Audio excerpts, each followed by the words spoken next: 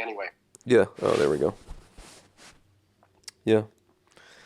So I'm eating. so the Israeli name Rona, a girl named Rona. Huh. What about Rona? She's bothering me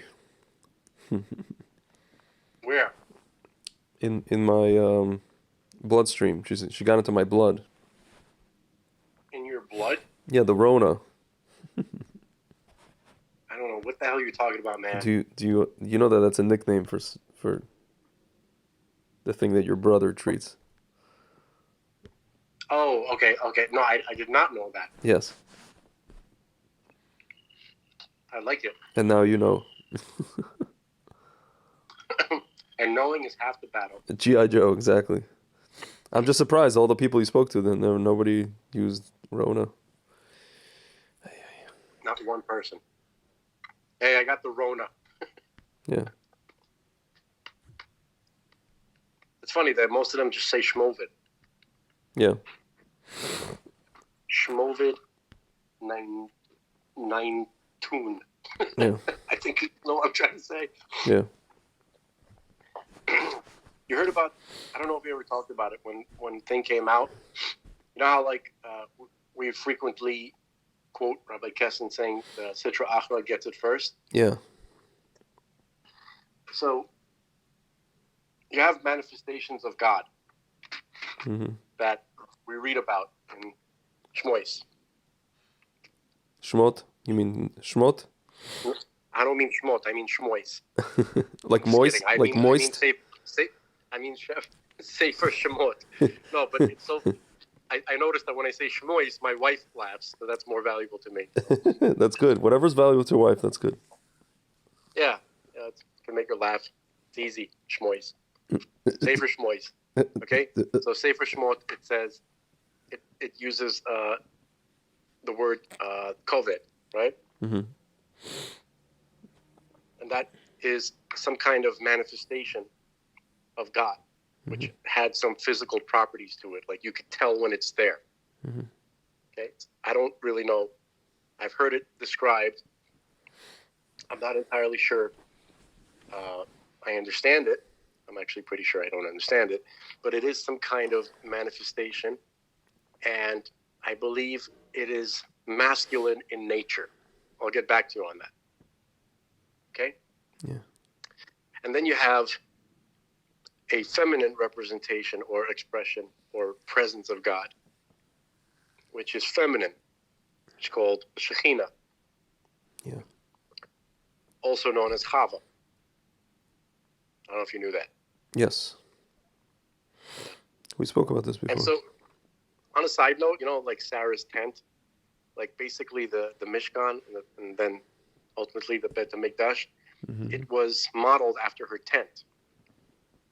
Like, the lechem apanim, she would be baking bread and there would be a light, a candle burning. Yeah. And everything going on in her tent, that's the kalim that were used by the Kohanim. Yeah. In the Mikdash. And so Sarah is the Shekhinah and the tent is the Mishkan or the Bet HaMikdash and all that stuff going on. So her tent was the Bet HaMikdash during her time. So that's where the Shekhinah was dwelling. She was a manifestation of the Shekhinah. Or she was a Merkava for the Shekhinah. But anyway, so that's feminine. So what's interesting is that, so you have this word COVID, okay, which is a masculine manifestation of God. Forget about the word corona, right? Corona, that's Keter, right? Crown. Yeah. Crown, Keter, right? Oh, man. And then you have 19. So 19 is Chava. That's Gematria Chava. So you got it all right there. You got the whole thing. You got the whole set of Sefirot.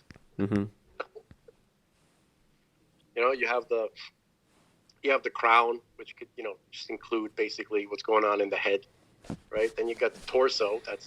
Zeranpin, that's the masculine expression of godliness, and then you have the feminine expression of godliness, the Malchut, the Shekhinah, in that number 19.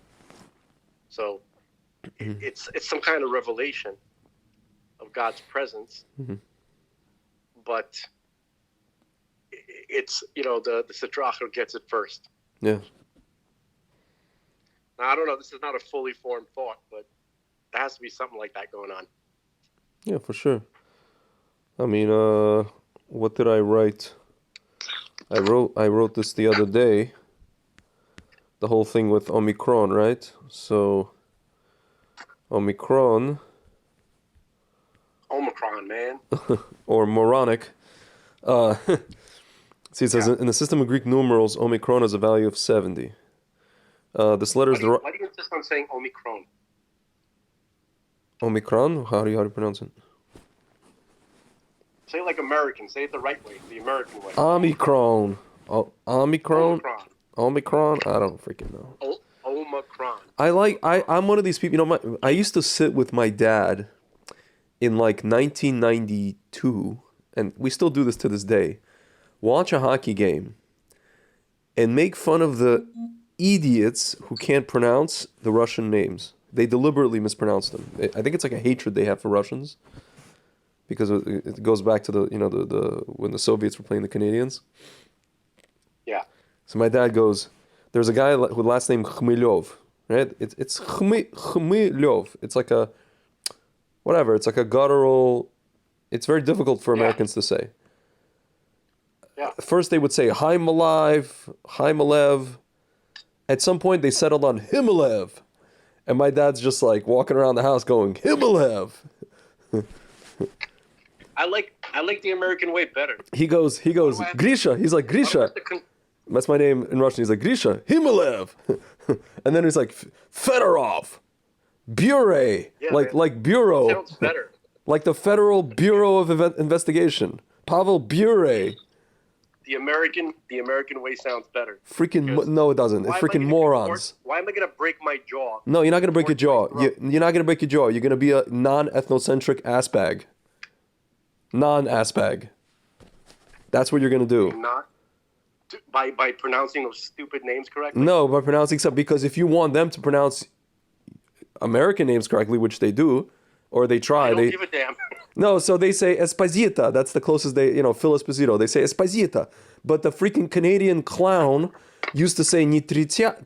At least he could say Tretiak, right? That's the closest he could say. He would say Tretriak. There was not even an extra letter there. There was not an extra R in that fucking name. Tretriak. I don't think it's that bad. Yo, in Japan, yeah, they do that all the time. Like they'll just add a bunch of vowels where there aren't. Well, they can't pronounce the L's and the R's. Mr. Baseball. Remember Mr. Baseball, Mr. Besaburu. Mr. Besaburu, exactly. Mr. Besaburu. I give you have trouble with the gutturals. You know what I mean? Yeah. I have trouble with the gutturals. Like, I give you. They're not easy on the ear. I know it's true, but in Russian it's like, I don't know. It just takes a little bit of effort. It's not.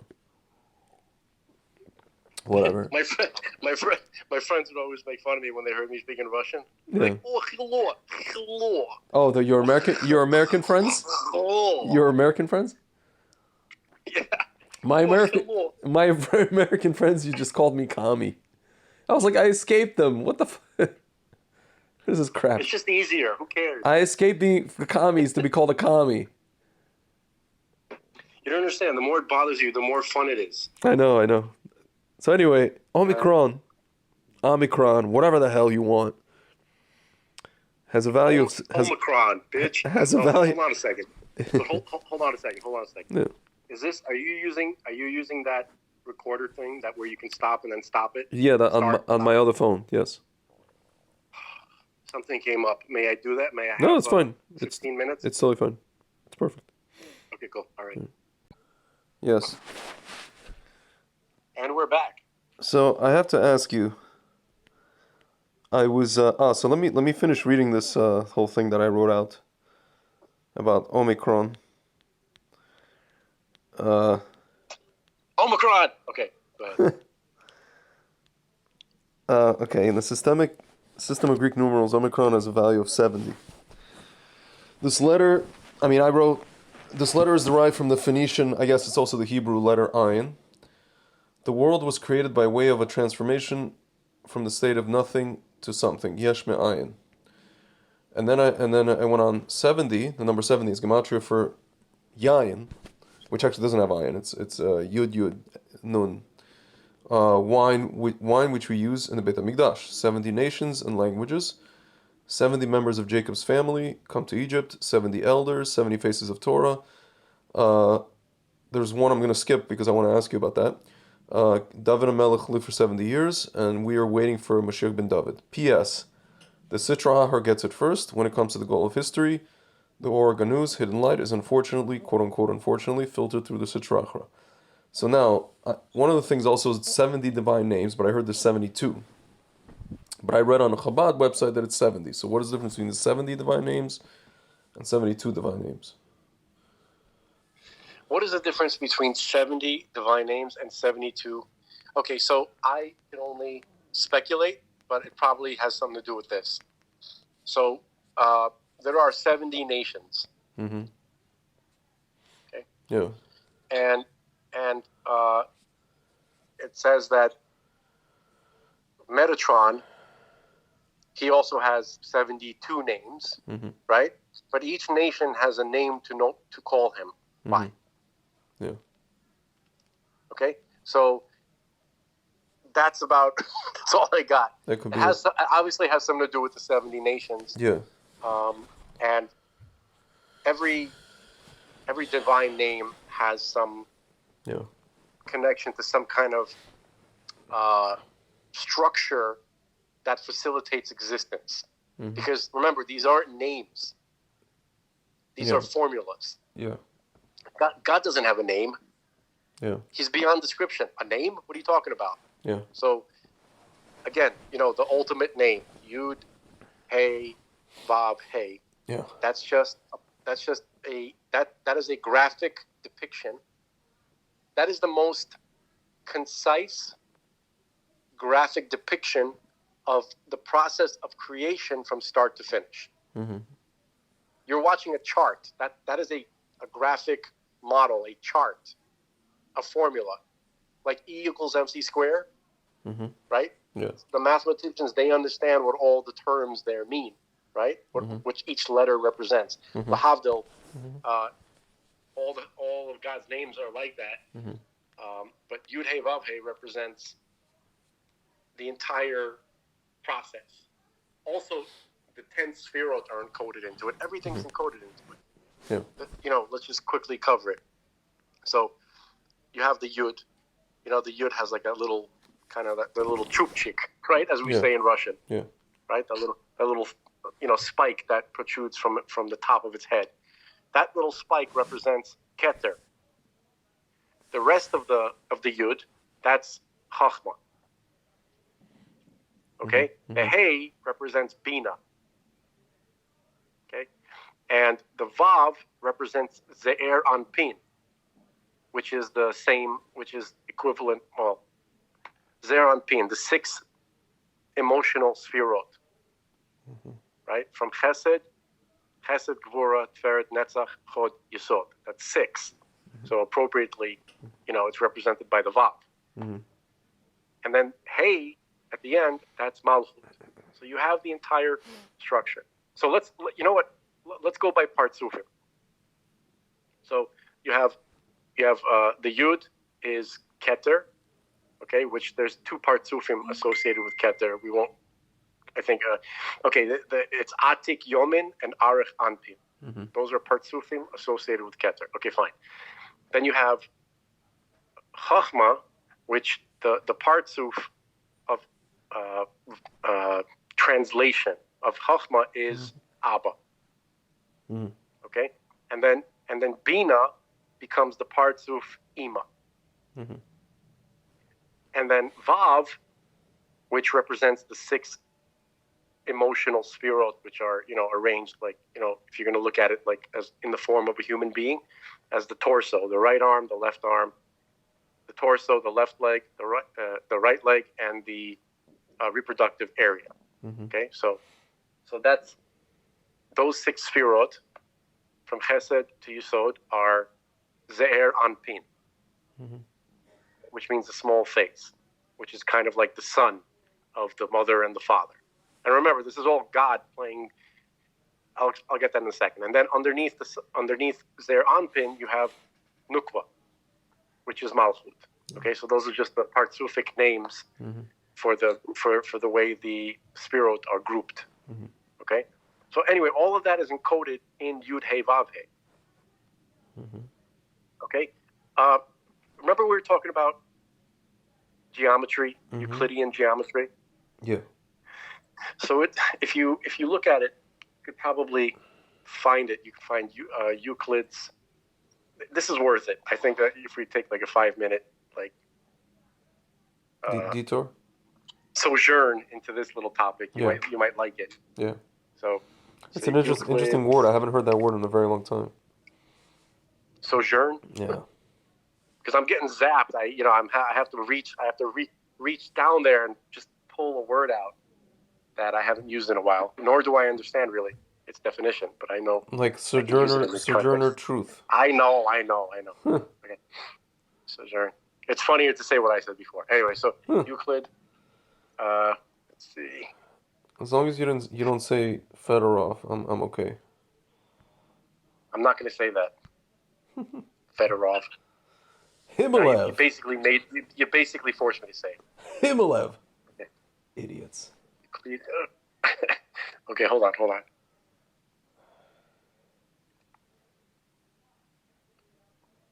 Come on, man. What else did they say? What else did Axioms. Are you looking it up, by the way? No. Wait, what am I supposed to be looking up? Euclid's axioms. See, we I just saw a meme today. It says on top it shows it goes, see, it says me, how do I get a job? How do I pay taxes? How do I buy a new house? And then it says school. I don't know. It's like Tom and Jerry just like shrugging, and he goes x equals minus b plus or minus square root of b squared minus 4ac over 2a.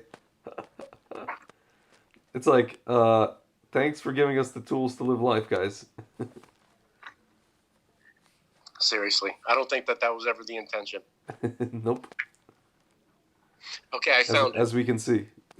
The axioms. Well, I'm about to give us all some skills as to how to understand the world, which we can take away from it. Yeah. The axioms of Euclidean plane geometry. Mm-hmm. Axiom number 1. A straight line may be drawn between any 2 points. Mm-hmm. So where does that exist in Hebrew thought, in the Torah? Okay, so you take the Yud, right? Mm-hmm. Which is really just a stylized little point. Mm-hmm. Because, when you take the feather, which they use to write that, like you dip it in the ink and you drop a drop of ink on the paper. Yeah. Okay, that represents the Yud. That's the point. Mm-hmm. And then they take that drop and then they kind of spread it down. That's how they create a line. Yeah. That's the Vav. Yeah. Okay. So the point is no dimension. Doesn't have any dimension. It's dimensionless. Yeah. In concept, right? In principle. Yeah. The line, which is formed from the point, is one-dimensional. That's the first dimension. Yeah. Okay, so the 0 dimension is the Yud. The first dimension is the form of the Vav, which is just a stylized line. Mm-hmm. Okay. The next is one second. All right angles are hold on. 5th axiom. This is a little bit different than what I was. Obviously, this is. I'm looking at something that kind of looks like it was written by Wikipedia. Mm-hmm. All right, so I'll just go from memory. Okay, so you have the yud, no dimension. Then you have the line drawn from the yud. Okay, that's the vav. Okay, then you have two lines which are joined on an angle, right? At a 90-degree angle. Just you could picture that, right? That's daled. Yeah. Okay, so that's the third dimension. I'm sorry, that's the second dimension. So 0 dimension, the vav is the first dimension. A daled, which represents a plane, that's 2-dimensional.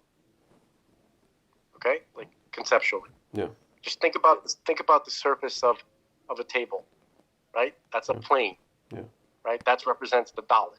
The daled, the plane can be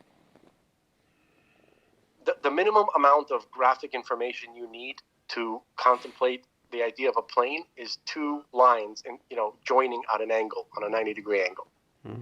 Okay. The rest of it is implied. Okay, because what is geometry? Geometry is a way of expressing what we see in nature mathematically, but in the most efficient way possible. Yeah. Using symbols. Okay, and the symbols can't be overly complex. They have to be as simplistic as possible. Okay, so you have the point, the line, and then 2 lines joining at a point. So that's the daled. Okay, so that represents 2D. Now, 3D, right, represents a paradigm shift, a major shift in that whole process. Yeah. Okay, because 3D represents our world. Okay, like for instance, you ever heard this idea of thought, speech, and action? Yeah. Right. So basically, you know what? I'm not going to go down that route. You mean Olam Asiya, Olam Oh, right. There's a Yetzira major and right. What's it When you go from Yetzira and up, you can see how there's a chain-like evolution. That's there's a process that you can see how one thing comes from the other. Seder Histalsels?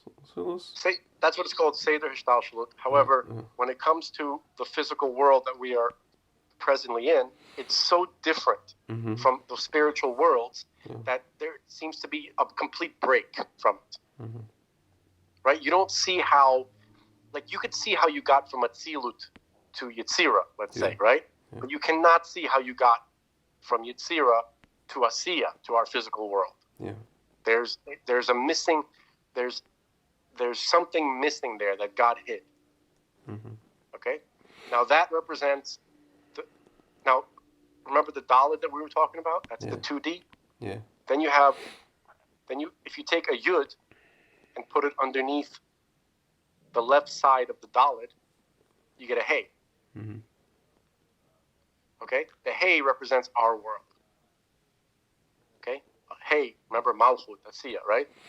Yeah. So that is a quantum leap from the spiritual realms, okay, which are represented by thought and speech, and then Asiya, meaning the letter hey, it represents action.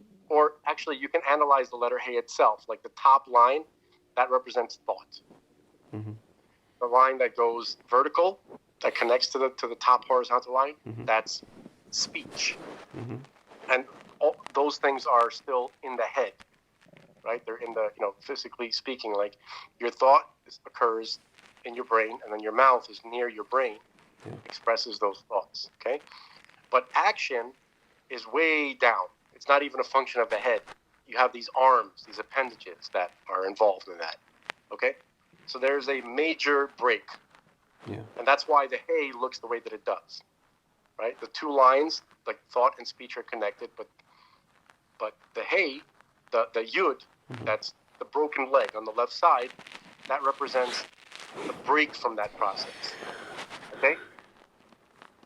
So, but it also represents the beginning of a new cycle. Because if you think about it, check this out. You start with the yud, then you smear it, becomes a line, then you join another line on a 90-degree angle, okay? So that And then another Yud appears seemingly out of nowhere, but underneath Dalet. So from Yud, so basically Yud, Vav, Dalet, that represents a cycle. And then when the Yud appears underneath the Dalet to form the letter Hey, that represents the beginning of a new cycle, but on a lower level. Interesting. You see the pattern? Mm-hmm. And these letters, which we're talking about right now, Yud, Vav, Dalet, and Hey, that's Yud, Hey, Vav, Hey. Mm-hmm. So Euclidean gematria was clearly ripped off from analyzing Yud, Hey, Vav, Hey. Clearly. Okay? I just wanted to, point that out. Interesting. I'm sure there's going to be a lot of haters. I can't wait for the letters. Oh, it's great. Because I bought like one of those little outdoor fire pits. And you just like burn them. Yeah. It's kind of like the antithesis of the Ohel. I will actually be upset if I don't get. Can I ask you a question? Why do people rip the letters? Like I noticed, I went to another kever, the Rivnitzer in Muncie, and people just they don't rip. Like people at the Ohel, they rip the letters. What is that all about? I have no idea. I can only speculate. It probably has something to do with privacy. Listen, can you give me like 5 minutes? Yeah, man. Okay, I'll call you back in 5 minutes. Okay, cool.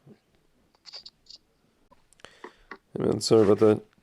It's azithromycin, man. Not to get too graphic, but it's like, whatever. Ugh. Can I read something, or did you finish reading your thing? Yeah. Read what you want to read. Okay, so this is from inner.org. Oh, nice, Rabbi Ginsburg. Rabbi Ginsburg, right? Nice. He's my favorite. This is actually an essay, I think, from last year. He is my favorite. He's an interesting man. So, triumph over Greek philosophy, the inner meaning of Hanukkah's Al Hanisim prayer. So, to be fully triumphant, it is not enough to defeat one's enemy and undo his plans for hurting you. A complete victory demands the capture of your enemy's weapons and using them for your own good. Let us look at a number of quotes from Al Hanisim and see how each reflects the idea that the weapons the Greeks used against Jewish culture were actually captured and turned into instruments of Torah and light.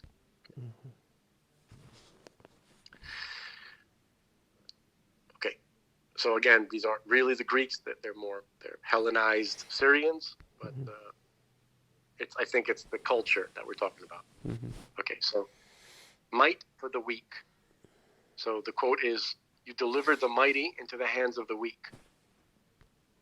Okay, so God gave the attribute of might itself into the hands of the weak, transforming them into weak, strong men. The Hashmonayim are called weak because they are righteous people who do not rely on their own might, as opposed to the Greeks who idolized physical strength and dedicated their lives to developing and perfecting the art of war. The Hashmonayim adopted the attribute of might and fought with boldness. Though they remained, quote-unquote, weak, tzaddikim, they constantly revealed might and courage. The numerical value of tzaddik, which is a righteous person together with a gibor, a mighty person, is the same as the value of Hashmonai, actually, I'm sorry. So tzaddik is spelled Tzadi, Dalet, Yod, Kuf. Okay? And Gibor, mighty person, is spelled Gimel, Bet, Vav, Resh. And Hashmonayan, right? Hasmonian in English. In Hebrew, Hashmonai is spelled Het, Shin, Mem, Vav, Nun, Aleph, Yud. So anybody feel free to do the math. Okay? Mm-hmm. So that's pretty interesting. Okay, so the Hanukkah candles express an ability to incorporate might into our divine service. For this reason, even though they remind us of the menorah in the Holy Temple, they are placed on the left side of the doorway, while the menorah was placed on the south side of the sanctuary, where the south represents the right side. In Kabbalah, right represents the attribute of loving kindness, chesed, while left represents the attribute of might, gevurah. Mm-hmm. Though the temple menorah diffused a great deal of light of sanctity, though the temple menorah diffused a great deal of light of sanctity, yet it is weak. Mm-hmm. It does not try to overpower people or reality. Rather, it waits with patience to illuminate only those who desire it. Hanukkah candles, conversely, illuminate with might. The beautiful light of loving kindness of the menorah of the temple becomes concentrated and focused, similar to a laser beam in the Hanukkah candles, reaching far distances and even transforming those who rebel against the light into goodness. The purpose of the Hanukkah candles is to publicize the miracle that happened and to declare openly that God and the Torah are the source of all the good things we treasure. Okay, descent into public space. Okay, and here's the rest. Here's another quote from Al HaNisim. And the many into the hands of the few. Mm-hmm. We also inherited the attribute of quantity from the Greeks. The Torah describes the Jewish people as, quote, the least numerous of all nations, unquote. Yeah. One nation that represents the unification of God. The Jewish people are not impressed by large numbers, and they are satisfied with its small numbers. Mm-hmm. But the ultimate goal is to acquire abundant and multifaceted wealth in quantity. Quantitative abundance has the potential to reveal new qualities, both emotional and physical. This idea is expressed by the Hanukkah candles, which are to be lit in a place lower than 10 cubits. Conversely, the menorah of the temple is elevated. According to Jewish law, the public domain is considered anything below 10 cubits, while the private domain reaches to the sky. The public domain represents the world of separation, which does not recognize its one source. The Hanukkah candles successfully descend into the global public domain and illuminate it. Purifying impurity. Here's another piece of Al HaNisim. The impure into the hands of the pure. The Greeks defiled the oil in the temple and attempted to render Israel and its spirit impure. Impurity is certainly negative, but the Hasmonaeans' victory not only rejects impurity, but successfully nullifies it. According to Jewish law, quote, questionable impurity in the private domain is rendered impure. In the public domain, it is rendered pure, unquote. Mm-hmm. When we are in the private domain in our homes and study halls, mirroring the menorah of the temple, which never leaves a sanctuary, all sorts of tendencies that defile our souls, such as ignoring others or concealed pride, arise.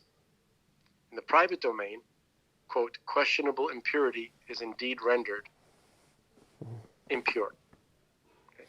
But when we go out into the public domain, like the Hanukkah candles that are kindled in the doorway, and in our generation in public lightings, our purpose is to illuminate and bring goodness to the others after we have internalized and stabilized our own internal purity.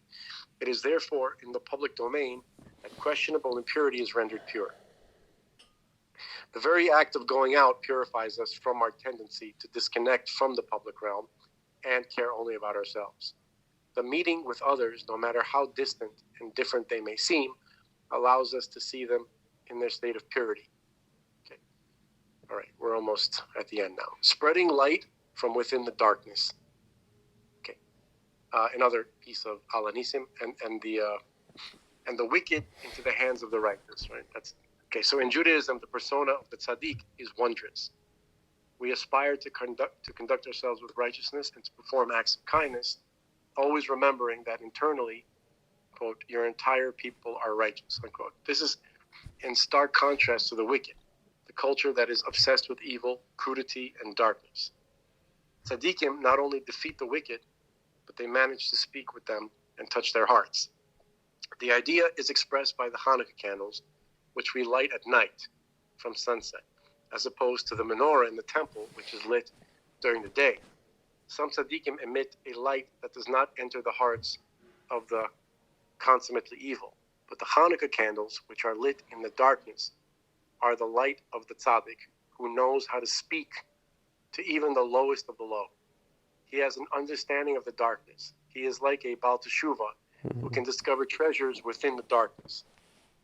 Bam. That's one of the reasons why I wanted to read this. Okay. Torah from left to right. That's kind of what we're trying to do with these conversations, I think. Yeah. Okay, I mean, listen, I told you I was born on Zot Hanukkah, so, I mean, at that time. It's not Tevet too. Yeah. Nice. So,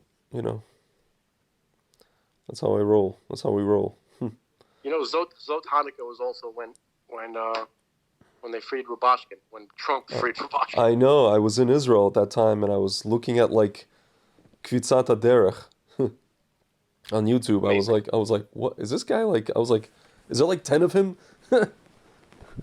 He's just like, that's one guy that I wouldn't be surprised somehow just kind of like he totally talks to Malachim.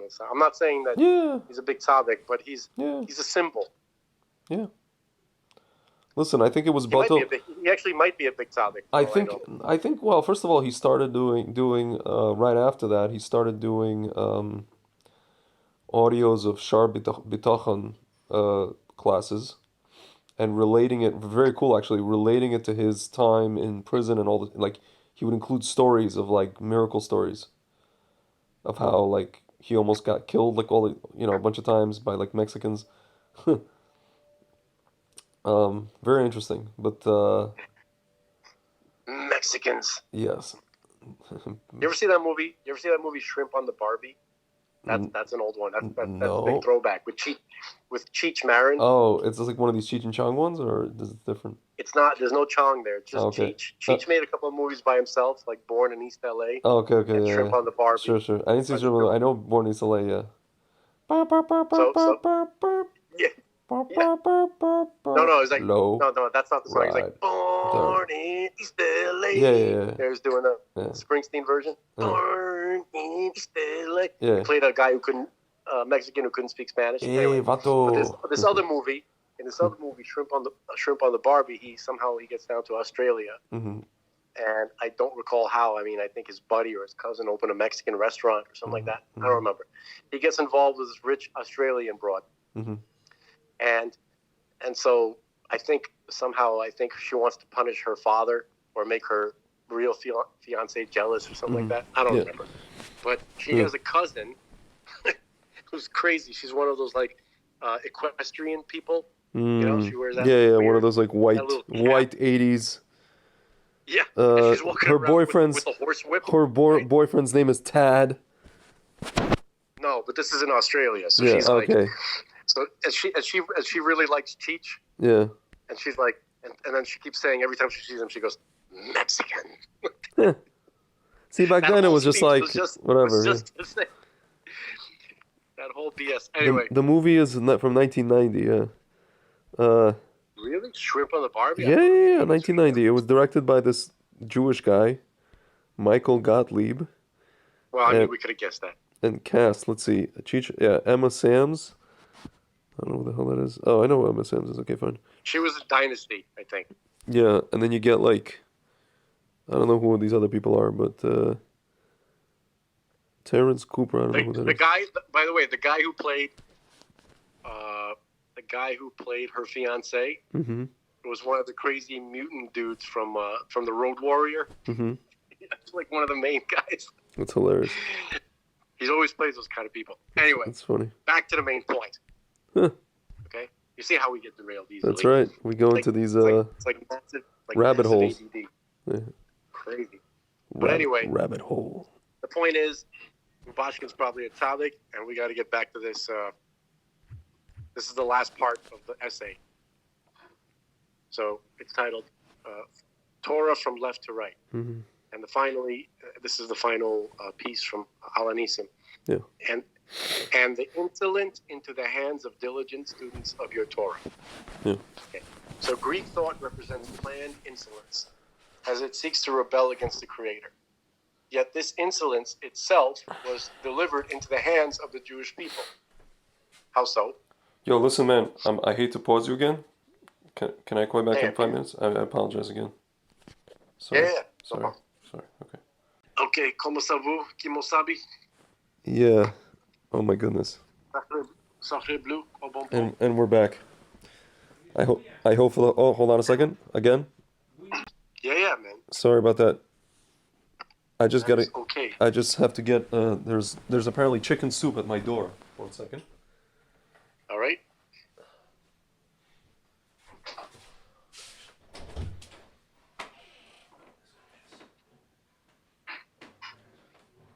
Oh, thank God. Okay. The people had enough seichel to put rice into it. Thank the Lord. Praise the Lord. Rice is great. I love the Lord. And if loving the Lord is wrong, I don't want to be right. Right. Oh, Lord, I want you to tie that knot.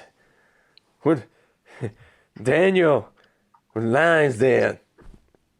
Jericho. Lord. Living Lord is wrong. I don't want to be right. There's a God somewhere. You have not. On high. Up on high. He can take he's like, you have to take a picture. But you have no high. he can make it. But he can't make it. Only the you have not. Up on high. Make it. Oh my God. Clearly, these are the best women that Queens has to offer. Pick one and let's go. Does every woman in New York, what does he say? It's like have a severe emotional problem. This was in 1988, and I'm just like, oh my God, it's gotten worse since then.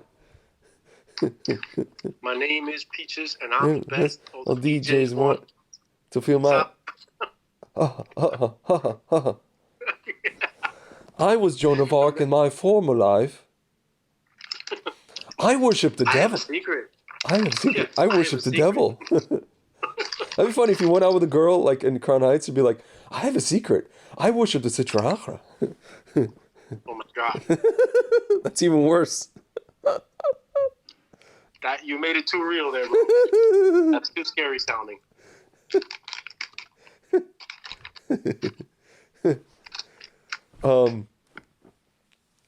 What was the other one? He's like, I'm a natural. I'm a dancer. I want to act.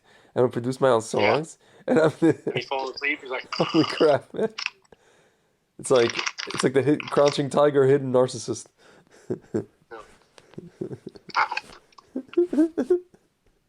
What a great movie! Like, dear Lord, it had everything. It's so much. It's really kind of special, isn't it? It's so intelligent. It's so many little tiny things packed into one thing. It had like arguments about every time a white man. He's like, every time I start talking about boxing, a white man got to put Rocky Marciano out there.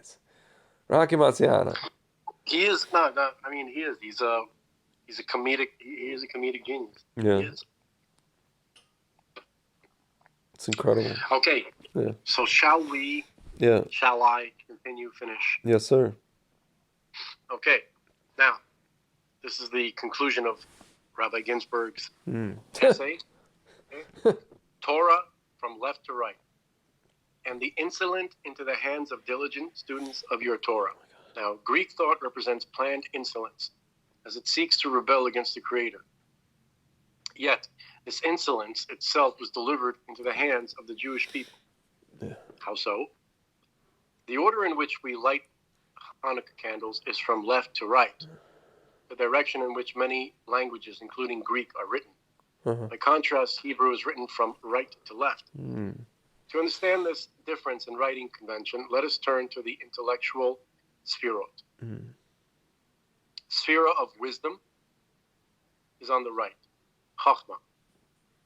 And the sphere of understanding, Bina, is on the left.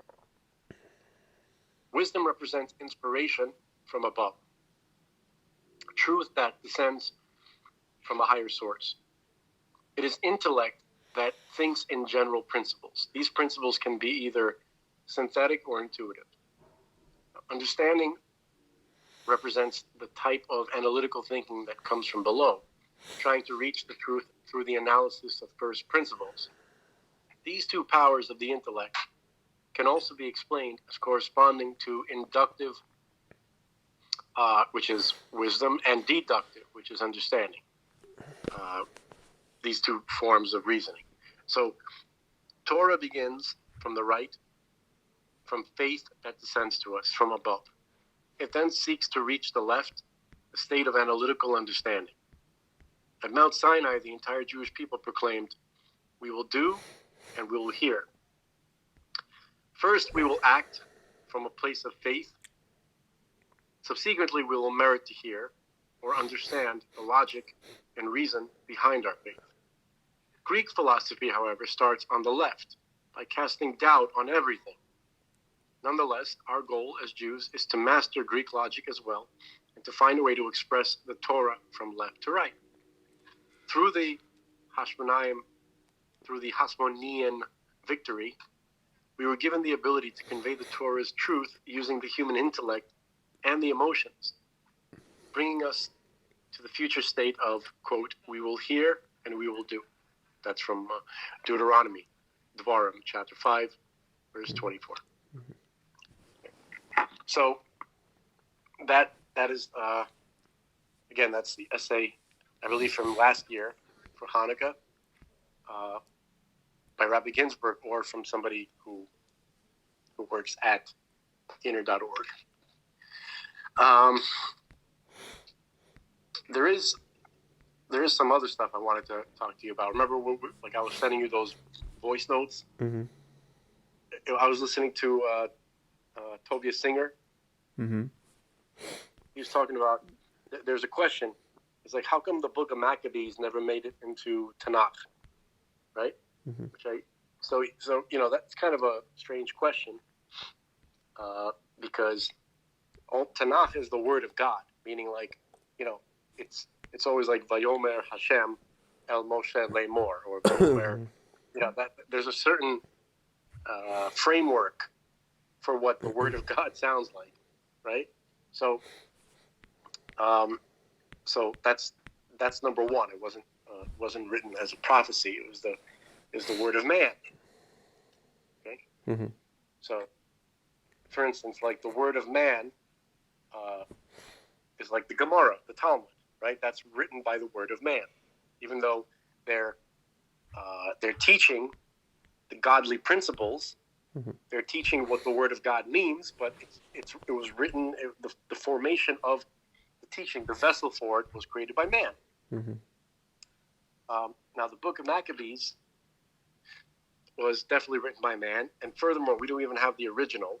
We know that it was originally written in Hebrew, but that has been lost, and all we have is the Greek translation. So that's another reason. Mm-hmm. And the other reason, well, how come it didn't even really make it into, let's say, it's not really taught as part of the oral tradition, mm-hmm. although it is used, it is referred to here and there, but it's not quoted often, I don't think. Mm-hmm. I think Josephus refers to it and other things, because in order to make it into the Talmud, into the oral Torah, it has to be focused on God. Mm-hmm. Okay? So Hanukkah, when the Gemara talks about Hanukkah, it talks about how godliness was once again revealed, and how this holiday expressed a godly truth that was always there to begin with, mm-hmm. which is a permanent idea.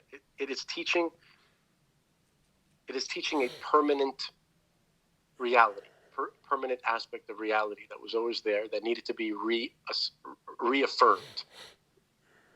Okay, and the book of Maccabees was focused on the military battle, the victory. The amazing, how amazing it was that they won the military battle. Okay, which is important, of course it is, but it only lasted for 100 years, right? Then the Romans came. Yeah. Very short-lived. So the Talmud is going to focus on eternal principles of truth. Yeah. It's going to focus on the God part. And the book of Maccabees is focusing on the man part. Yeah. Okay? That's why it was never like canonized.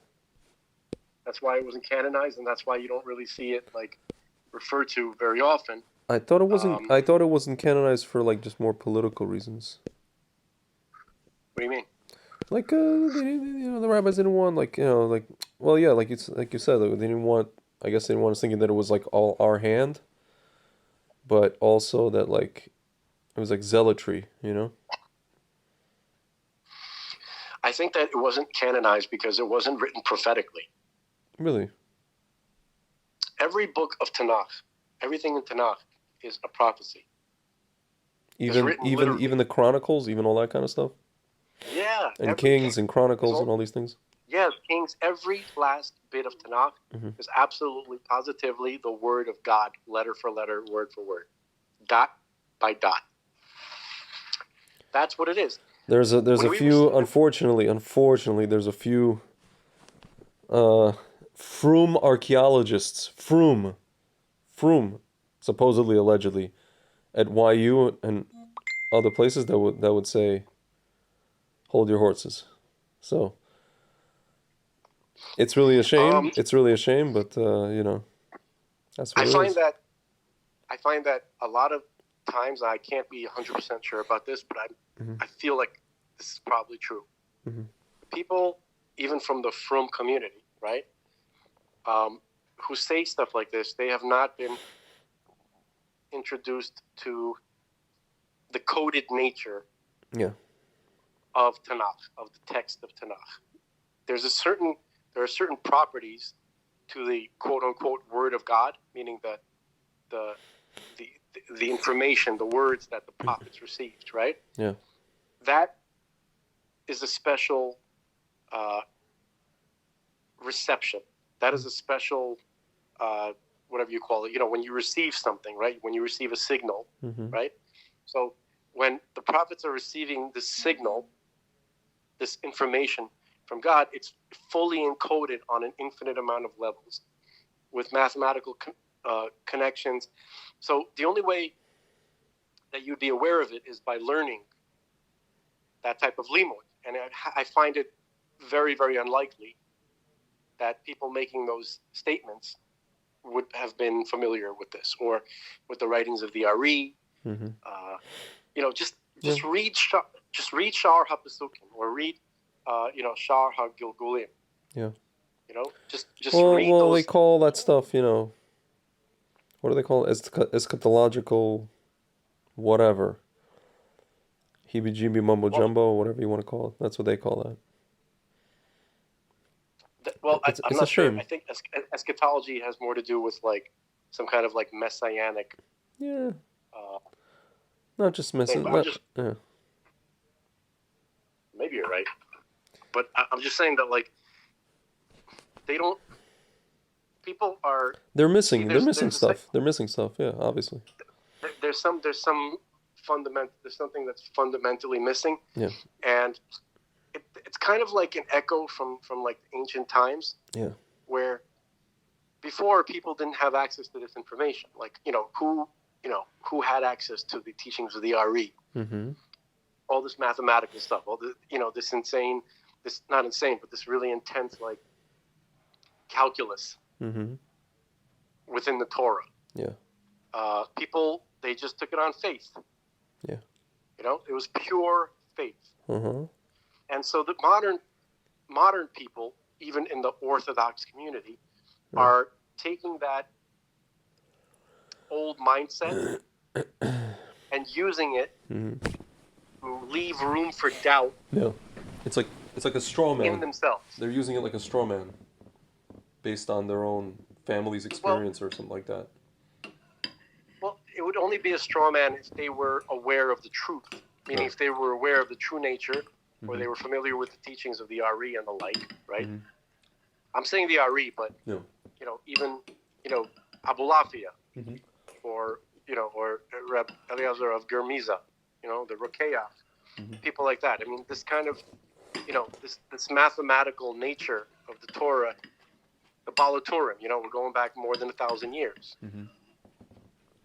The Gemara itself, really, there's really no excuse for not getting into it. Like those people, even when they learn Gemara, they don't really focus on the Agadita at all. Like they just kind of like dismiss it. Yeah, they gloss over it. So by glossing over it, you're not interacting with the true divinity. You're staying in the realm of like your own faith. Yeah.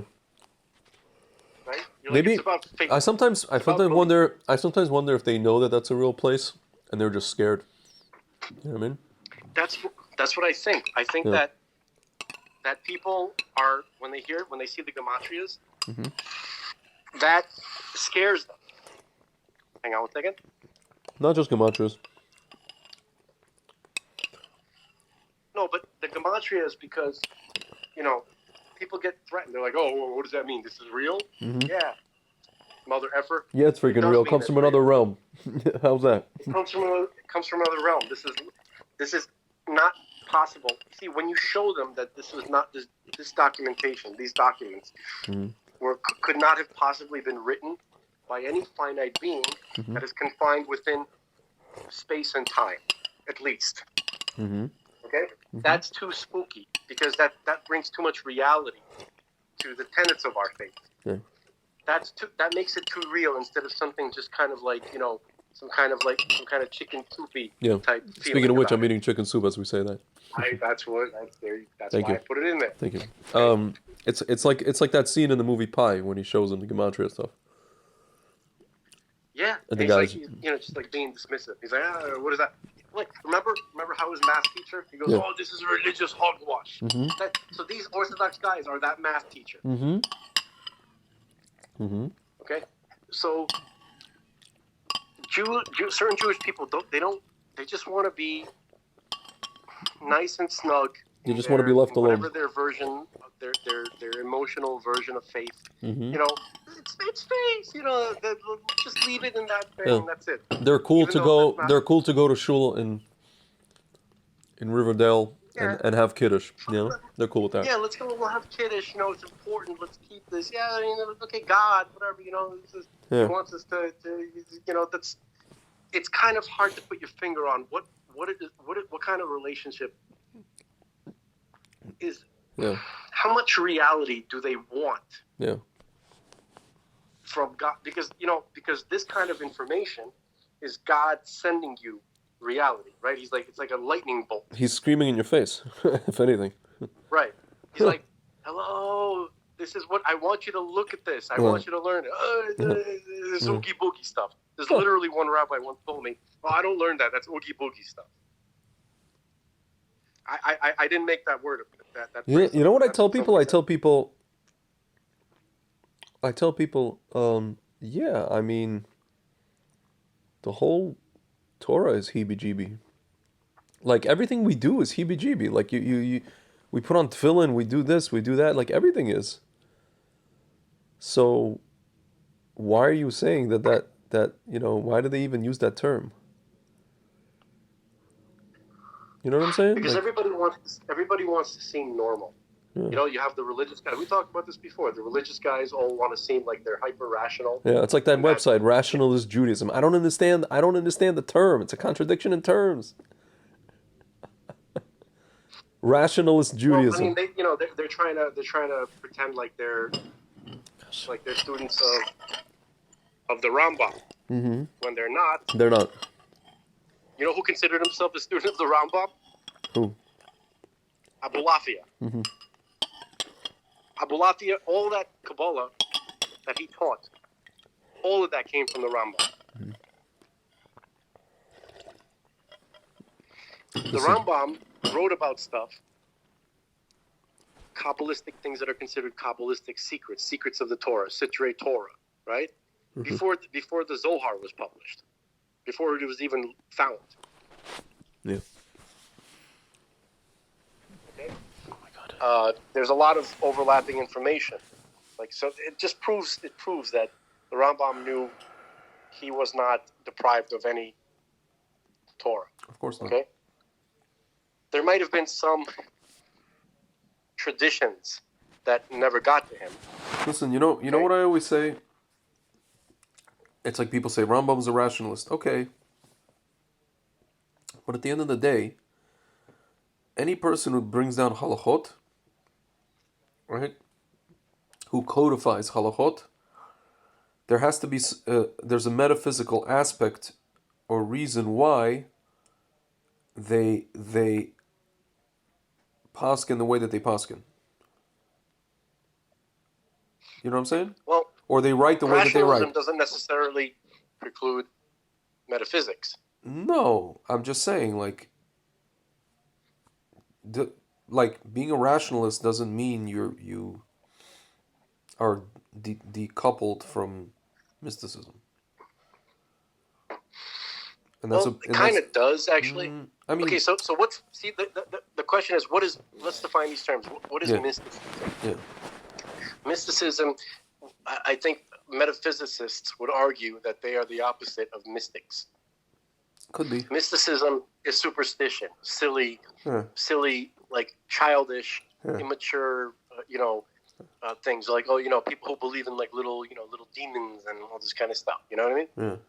So, by the way, we have that too. Huh. I know we do. There's a whole discussion on what's his name? Bartzadok. The little. Well, he's a complicated individual. Yeah. He's a complicated individual. But I heard something amazing. It might have even been from him. Okay? The tzaddik of the generation is in charge of nature. Mm-hmm. I'll say that again. The tzaddik of the generation is in charge of nature. That's crazy. The nature will form to the tzaddik's liking. That's crazy. Okay? So the Rambam, the reason why there's no demons is because the Rambam didn't want them to be around. He didn't see a purpose for them. Interesting. Snap, they're gone. It's whatever. You understand? So yeah. I didn't want to state that little fact because that's going to open a whole can of worms. Yeah. Oh, really? If the tzaddik of the generation, if nature, bows to his will, then why, how come the Holocaust? Yeah. Any one of the tzaddikim, the Hasidic masters, or not even just Hasidic masters, the truly great Rabbanim, they could. This is how it was explained to me. I'm not even exaggerating. Like the Spoiler Zayde, like people like that. Yeah. The older Rebbe, maybe you think of Barditchev. Yeah. They could burn a city with a thought. No, I know. But the thing is that the reason why they are so powerful is because the type of people given that kind of power are precisely the type of people who will never go against God's will, no matter what. Which makes them very frustrating people. Yeah. Okay? So the point is that they see certain things going down, and from their vantage point, they see the end result of it, and they see how it's all worth it. Okay? So they see like the whole picture. Okay? That's so I can appreciate that intellectually, but not emotionally. Mm-hmm. Yeah, I just can't. Yeah. It's like, okay, great, you can see that. Congratulations. Enjoy your view. Mm-hmm. You know what I mean? Yeah. Personally, I didn't want to go down that road. No, I hear. You know what? Sometimes wonder. Sometimes wonder. You know how we had obviously the Khmelnytsky massacre, right? So that was like, let's just say for argument's sake, half 1,000,000 Jews were killed. How long do you think it took for people to stop saying too soon? Like, we don't even talk about it anymore because the modern Holocaust dwarfed it. So now my question is, how long is it going to be before when people just stop having their Jewish identity tied into the Holocaust, not to be confused with just remembering it, but actually tying your identity to it. You know, Bagels, Lox, and the Holocaust, and Seinfeld. How long is it gonna last? Because I feel like, again, like, you know, it's gonna last as long as they're not connected to the Torah. But do you understand what I mean? Like, and also, yeah, I mean, like, Khmelnytsky massacre happened in the late 1600s. Late 1600s? Yep. So you're talking like another 300 some odd years until the next one. The next big one. You're talking about the Holocaust? Yeah, like, you know, the contemporary. So, like, were people just, like, talking about the Khmelnytsky massacre for years and years and years? You know, having, like, Yad... So. Do you understand what I mean? I don't think so. Yeah. Did they have, like, Yad Vashem version for that? Did they have, like, claims conference to the Ukrainians? Did they have, like, I don't know, the USC archive? They didn't have that because there was no one to whine to. Do you understand? And the people back then, they wouldn't necessarily think that whining about all their trials and tribulations would do any good. They basically realized that the nations don't give a damn. Right. I think that they were more in tune with the truth, that nobody gives a damn. So what you're telling me is that the only reason they do give a damn... the wrong tree. You're telling me the only reason they do give a damn is because we're guilting them into doing that. No, what I'm saying is they never gave a damn. And they still don't give a damn. They're pretending to give a damn. No, the people who give a damn always gave a damn. There's good Gentiles who gave a damn. Decent people who always, actually from many religions. Yeah, who of course. Were just people who had an inner goodness, and they understood the difference between right and wrong. And those people, we're not even talking. Those people, they didn't need anybody to whine to them to do the right thing. Yeah. Did you see what I'm saying? They were already there. Yeah. So it's the rest of the world, okay, that never gave a damn. And I think the Jewish people back in those days were smart enough. I don't think it would even occur to them to whine and complain about it because there was no one. There's like no one there. There's no one home. Yeah. You know, like the car's on, but there's no one behind the wheel. Yeah. You know, nobody. It probably didn't occur to anybody prior, because of the thousands of years of persecution. You know, one horror to another. Proven that. Look, you can tell by the attitude. When of some of the writings. For instance, there's criticism lobbed against the Alter Rebbe for some of the negative things that he said, or they sound negative, in the Tanya about non-Jews, right? Mm-hmm. So obviously he wasn't referring to the righteous people. Yeah. And also, if you were around at his time, he was describing the people of his generation. Hold on a second, man. Hold on. Crud. Hello? Yo, hold on. Hello? Yeah, I'm here. Yeah, sorry. No, I just got a phone call and I had to turn it off because, and then the audio. You were saying if we're around at this time, what? So, the Alter Rebbe was describing the type of people that were around during his generation. It had to do with the type of Gentiles that they interacted with. Yeah. Okay? And so he never said that there were not good and righteous people, but the type of people that he was describing were the type of people who were constantly harassing, murdering, unfortunately raping, Jewish villages, like on a regular basis. Yeah. Okay? Another thing is that there's no... there's no such thing as a static situation, meaning like Yeah. the Gentiles from one generation are not the same as the ones. Yeah. They're not the same in every generation. Correct. Like you could have a generation of an entire generation of wickedness, Yeah. right? Like for instance, the Germans. Yeah. Getting revenge on these current Germans will not give me the slightest bit of It's pointless. satisfaction. It's pointless. Especially since they already took revenge on themselves. You ever see that documentary, the BBC, Hitler's Children? No. They're having like their tubes tied and stuff. I'm not talking.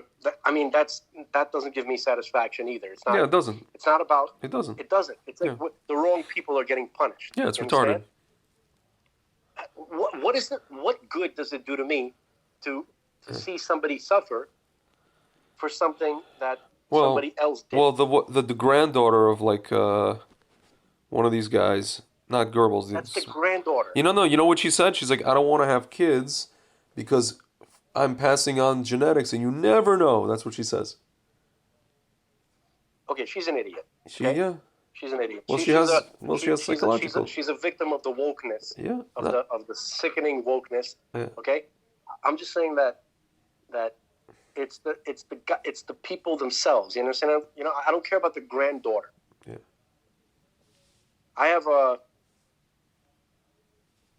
There was a situation where my grandfather, I'm going to keep it vague, took revenge on some of the polizei. Same. My grandfather did the same thing in Verdichev. Okay. My grandfather killed a Ukrainian polizei guy, the one that liquidated his first wife. Okay, so there were three in my grandfather's case. There were three. Mm-hmm. He got two of them in Russia, and one of them he wanted to get here in the United States. What? That's crazy, dude. And he probably would have done it, but unfortunately, he was claimed by throat cancer. Wow. Before he had a chance. That's crazy. Okay, so that I can understand. But what's the point of like going and oh, I'm going to murder his monkey's uncle, or his grandson, his grandson's best friend twice removed. Like, what is that? That does nothing. Yeah. So this whole thing about like generations getting punished for is extremely unsatisfying to me. Okay, so obviously this whole punishment thing probably has nothing to do with satisfying me, unfortunately. But it's whatever it is, it's very unsatisfying. Yeah, and especially since we know that since we know that Haman and his sons, in this, there was that whole thing that somebody made speaking of gematria, somebody did a calculation that it was basically, all these guys like Streicher and all these guys. So they're already hung. Sure. They hung them. Yeah, the story goes, there was I think his name was Streicher. Julius He's Streicher. The one that made the headlines. Julius Streicher. Yeah. He made a very curious statement. He was one of the 11 Nazis, or actually 10 Nazis. There's supposed to be 11, but he was one of the 10 Nazis hung in Nuremberg. One of them was a cross-dresser. Yeah, that was Fatso Goering. So it was a daughter. He was the daughter of Haman, right? Yeah. She killed himself in the story. He killed himself in crazy. In that story. It's so crazy. So him and J. Edgar were going steady. Anyway, so basically, that's funny. So basically, he made this guy Streicher, this high-level Nazi. Before he was hung, he made a couple of statements, which were published like on the front, on the front page of the newspapers at that time, where he said, "Now I go to God." He said, "Heil Hitler." Now I go to God, and then the last thing he said was Purim Fest, 1946. 1946. 1946. I'm sorry, 1946. Yeah. Right. So from that time, it was understood. Finally, there was an explanation for the letters. If anybody's familiar with Megillat Esther, the story of Esther and Mordecai, when towards the end of the story, the names of of Haman's sons are read out loud. And there are letters. We have a law that the letters certain letters in those names needed to be written smaller than the rest. Sometimes you have Hebrew letters, they're all the same size basically, but sometimes we have instructions that some of the letters need to be half size, and some other letters have to be double size. Yeah. Okay? So there was no real information as to or a reason given for that tradition. Remember, and the scroll of Esther, how long has it been? It was written through prophecy and then handed down. How many? Was it 2,400 years? 300 years? Something like that, yeah. Quite a while. Yeah. Maybe a little more, actually. So since that time, no one ever knew why those letters needed to be written, those particular letters, why they needed to be written a different size than the rest of the letters.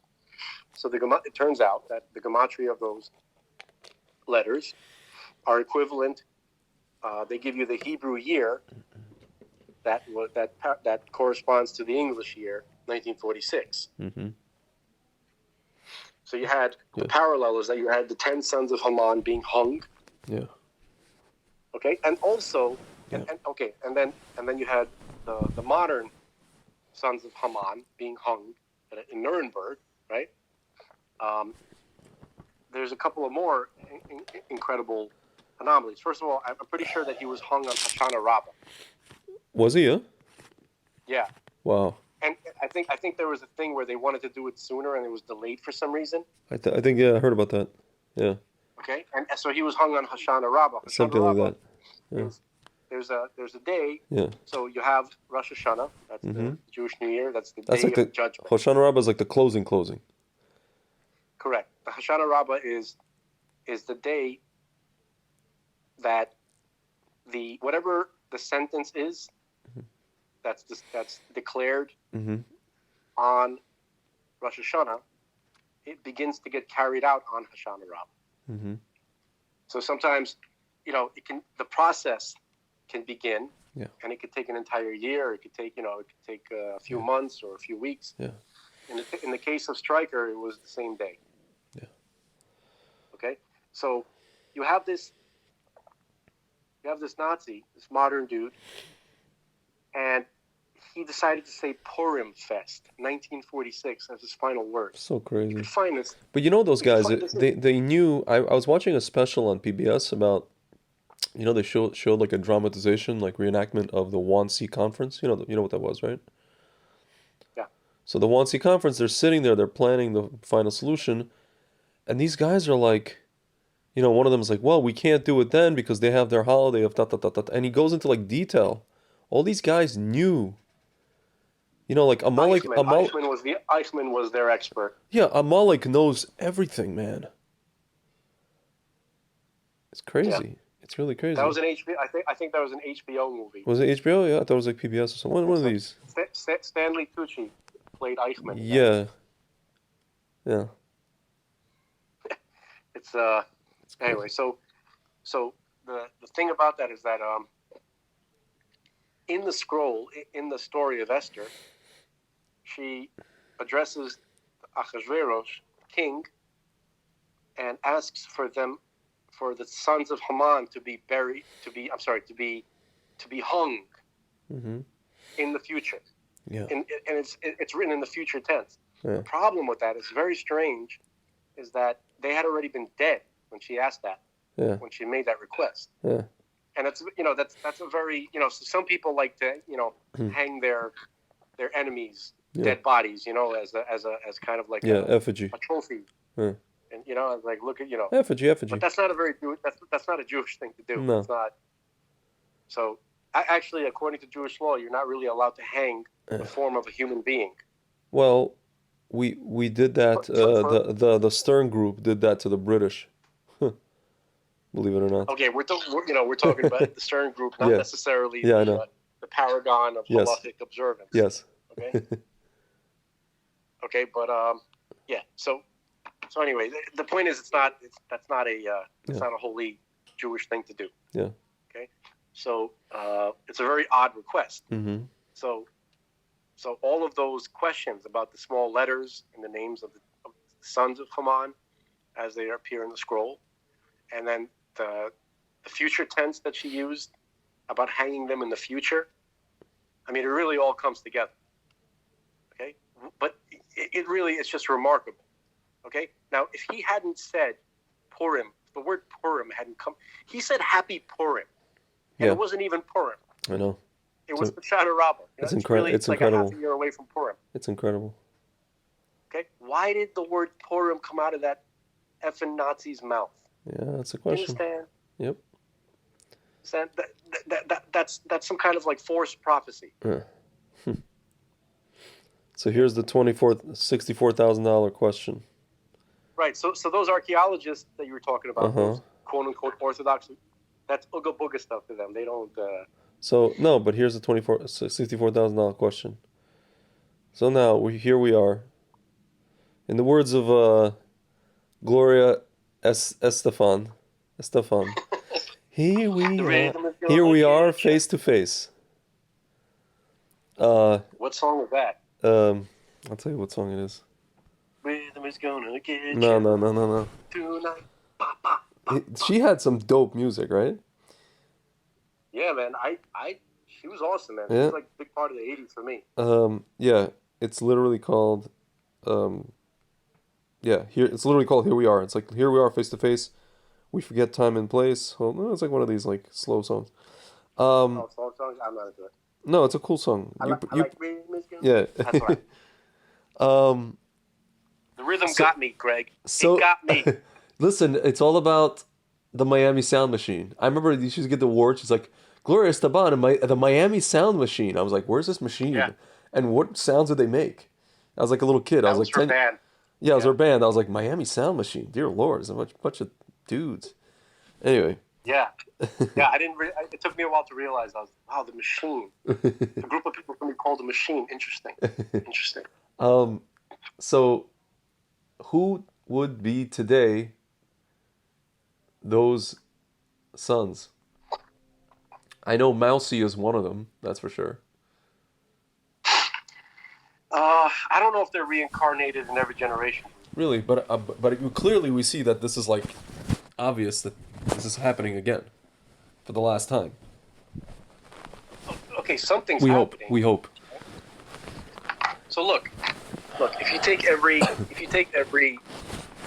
messed up evil dude, starting from start from Cain to Nimrod to all the way down the line, every generation, everybody is acting out some aspect of what happened in the Garden of Eden with the snake.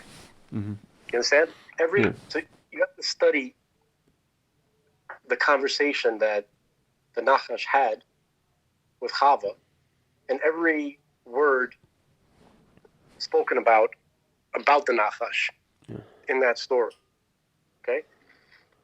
In order to really, it's all coded in there. Everything that you see in the future generations it's almost like it was like stretched out and chopped up. Mm-hmm. You understand? It was like you take that whole, like, imagine the thing with the tree, that whole tree incident. Think of it like I don't know, like a shawarma, not a shawarma, but like a turkey. You know how they slice turkey. They put turkey breasts and then they do deli slices, right? Yeah. Think about it like a salami. Yeah. That whole story is a salami. Yeah. Okay. So how are we? It's a good thing it's not a bunch of baloney. It's not a bunch of baloney. So it's as if God sliced up the entire salami and then spread out the cold cuts across the table. Rather than have them all bunched up like one thing, he just spread it out on the table so you can look at it. You can look at each cross-section of that event. Each cross-section of that event is a generation. We experience that as a generation. Mm-hmm. So that we can see in detail what happened in that event.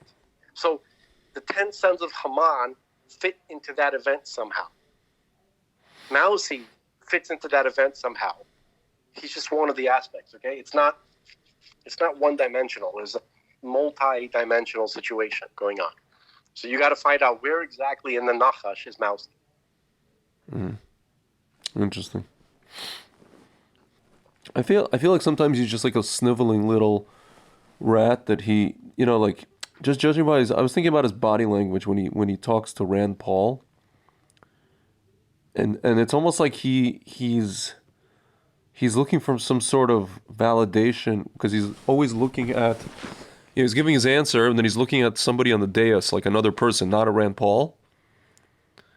And he's seeking validation from that person or some sort of protection. You know what I mean?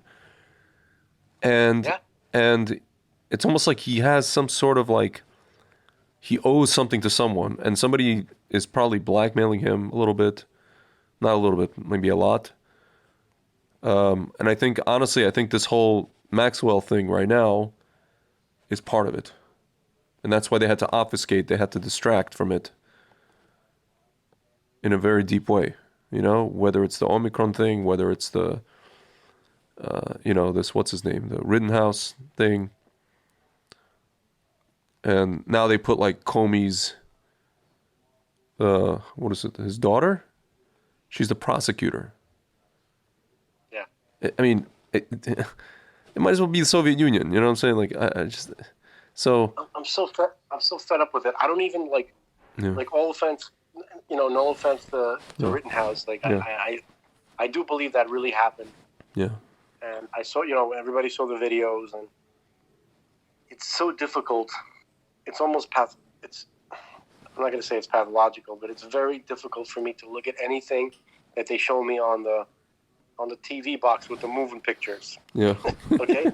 On that TV box with the moving picture, boy. Yeah, that I actually also stole that from back in my day, we bought with that TV box with moving pictures. Not the radio. That's from Patton Oswalt. TV box with the moving pictures. That guy is such a waste of talent. He's a waste. What a waste. He is a tragedy. It's like what I told you before, Mr. P's stepdaughter. What a waste. Yeah, that depends how you look at it. Patrice O'Neal's stepdaughter, the smokestack. What a waste. We're gonna get into trouble. Yeah, true. Like just on a personal level, it's a waste because God gave us a commandment.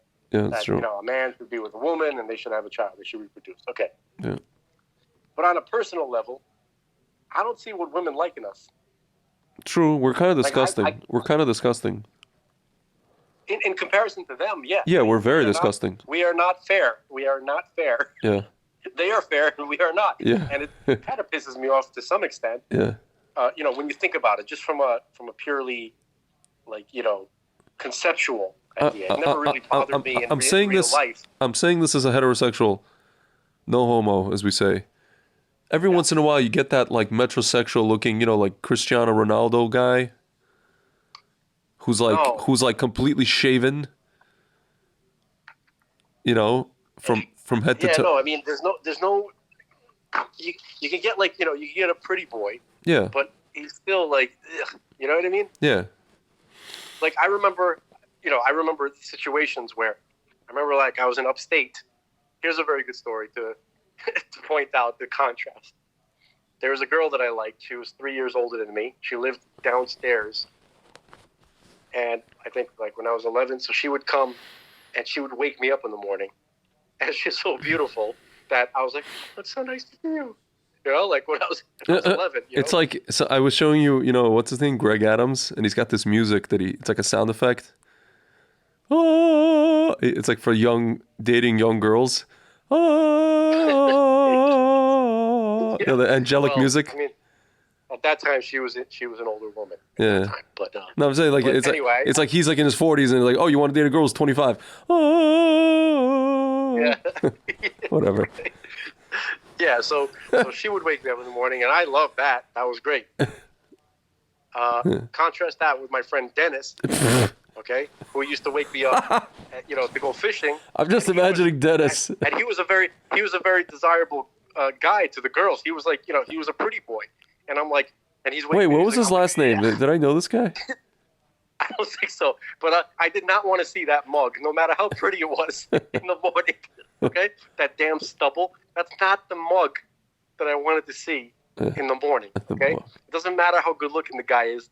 My internal reaction is naturally, get away from me. It's like speaking of Patrice O'Neal, he had this whole Patrice O'Neal had this whole thing like blah, blah. He was watching because Kevin Hart's like he's like Kevin Hart's like I used to come on and Patrice used to stand there and listen to my set and he'd be like blah, get another job. It's not for you. This is not for you. It's not your field. Some of the comedians, right? Like they enjoy watching other comedians bomb. But they're all friends. Part of the thing. Yeah. And this one guy was telling a story when he was bombing, and Robin Williams was in the club too that night, and he said something, and Robin Williams said audibly, he's like, like the whole crowd, like you could hear the Robin Williams sound effect coming out, right? And that's like it cut like a knife. He's like, oh, he screwed up. It's very funny. Oh my god. Anyway, so what was the point? The point was that girls are better. Oh yeah, like they look better than us. No. They are prettier. They are more enjoyable. Hold on. Can you hold on a second? Yeah. The latkes, like the bars. What do I say in latkes? It's adama, right? There's potato in here. I don't know because I guess so, but I think if it's not recognizable as a potato? As the original form, I think it's supposed to say shackle, but I'm not entirely sure actually. Oh, nice. Well, I didn't lose my sense of taste, so that's good. That is good. And I ain't talking about music. Yeah. So let's get back on track, shall we? In the words of trendsetters, roaches, let's get back to the program. Doom, doom, doom, doom, doom, doom, doom, doom, doom. You know that track? That reference went over my head. We just like roaches. Never die. I don't know that. Always living. Oh, I gotta send you that track then. Wow. You don't know that track? I do not know. Wow. That's for one of those, Global Underground. From that era. Anyway. The era. That's right. I was the only one who would like make repeated visits to Breakbeat Science. Remember that? Like that store? I used to go to not Break there. I used to go to Satellite Records. Yeah, that wasn't too far from there actually. But, oh yeah. Like I wasn't into breakbeats. I wasn't into like you were into drum and bass probably. I wasn't into it. Yeah, and just breakbeats in general too. Yeah, I wasn't. DJ Marquee. Even like Orlando breaks, like DJ Icy. No. But anyway, back to business. Let's get serious. Okay, this is a Hanukkah episode. For God darn sake. Okay. All right, for God darn. What the HE double hockey sticks? That's right. What are we talking about over here? We're cursing like a woman from the 50s. Like we're sweating here like a whore in church. I got that from Norm Macdonald. That's right. Hilarious. He was that was the episode where Super Dave. That was like the first episode of his podcast where Super Dave Osborne was his guest. But anyway, what were we talking about? We were talking about Haman. We were talking about that whole code. No, just trying to figure out like who would be like the, Then you were saying that like we have to get to we have to figure out where Mousy is on that kind of totem pole situation. Yeah. Because it could be that he's not. Mousy? Where is Mousy located in the knowledge? Yeah. Also, not just him. What's it? Burla. Yeah, that whole crew. The whole crew, yeah. It is. I It is. think people It don't. is Mama's a crew. You know, Smith and Walensky Steakhouse. Yeah. You know, I'm a person. I'm not going to call myself a vegan, but I'm a person who does not eat animal products, unless it's a certain type of egg, where the chickens are treated like like normal chickens that you might find on a farm like 70, 80 years ago. Like from those cartoons. I'm not saying that they have to have pedicures done. Like from those cartoons with Foghorn. I said, boy. Yeah, just regular farm chickens. They let them walk around in the grass. Like that's not too much to ask. No. Okay, so I'll have eggs. I'll eat eggs from those type of chickens. A couple of companies that sell. But anyway, point is that I'm shocked at the idea that somebody's going to bring you a piece of meat. You don't know the person. This is an establishment not owned by anybody you know. Yeah. The waiter, you don't know the waiter. Yeah. The person in the back, you don't know. You're being brought a piece of meat. Do you know how I know what you're saying is true? Because I was in the kitchen for 8 days over Pesach in Mexico for Syrian people, and I was one of the mashgichim. And that's some scary stuff, my friend. And I'm not talking about the kosher. I know what you mean. I ain't talking about the kosher aspect of that. The idea of a restaurant is literally insane. Yeah. And people are obsessed with it, especially in the kosher world. You know, this whole kosher restaurant foodie situation. Man. It's shocking to me how anybody would be excited about going to a kosher restaurant. Yeah, same. Okay? They're not even that good. They're very mediocre compared to trade restaurants. At best, yeah. I keep telling people that. Yeah, that's the thing. It's like they're so the Frum community is so ignorant about how much better everything is. No, you know what they say? They're like, no, we have I spoke to a friend. He's like, no, they bring in sometimes like Michelin level chefs into the what's it called and that. And I'm like, dude, regular restaurants that are not Michelin, regular restaurants that you could pay $10 for like a shish kebab are way better than some of the best kosher, quote unquote, best kosher restaurants. It's not just the food itself, which is normally inferior tasting. Yeah. It's the service and the ambiance. Yeah, it's everything. Everything. The Jews can't get it right. No, they got it. There's a couple places I've been to where they do get it right, but you have to pay $1 bazillion to experience that. There was a restaurant here in Miami that closed down, unfortunately. It's called Thai Treat. Interesting. Okay, it was on 123rd Street, North Miami Beach, or one of these. Aventura. Yeah, it was a kosher. It was a fantastic restaurant with really good service. Yeah. It was owned by a Thai lady and her Indian husband, and the menu was Thai and Indian. Interesting.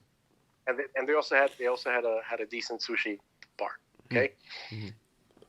The food was delicious. It felt authentic, and the service was decent. Because and the only thing that was Jewish about the place was the mashgiach. Yeah. Okay? Yeah. Okay, so look, Jews don't do restaurants. Yeah. That's just not. I mean, there's always going to be exceptions, but in the kosher world, it's just not. It's not a thing. By comparison, they think that they do. They think like there's a lot of people listening. They'll say, "What are you talking about? This and that. I'm this. I'm that. There's an expert here, expert there." But by comparison, they have no idea what they're doing. There was a kosher pizza place on Avenue M. Yeah. No, I'm sorry, Avenue J. I apologize. Avenue J. And East 13th. One of these, yeah. Flatbush. I forgot the name of it. Okay, but that was like awesome pizza. Okay, it's like it tasted just like Prince of Pizza. On the corner of Coney Island Avenue and Avenue U. That's like I grew up eating that pizza. Italians, Mm-hmm. I loved it, and The place is called it Pizza Time or could be Pizza Time. Jerusalem 2 Pizza Time. No. It could be Pizza Time. Okay. Might be pizza. So that place I found out later.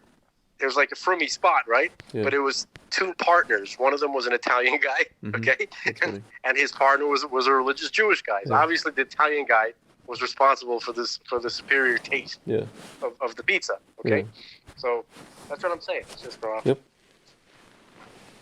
It's all about the focus.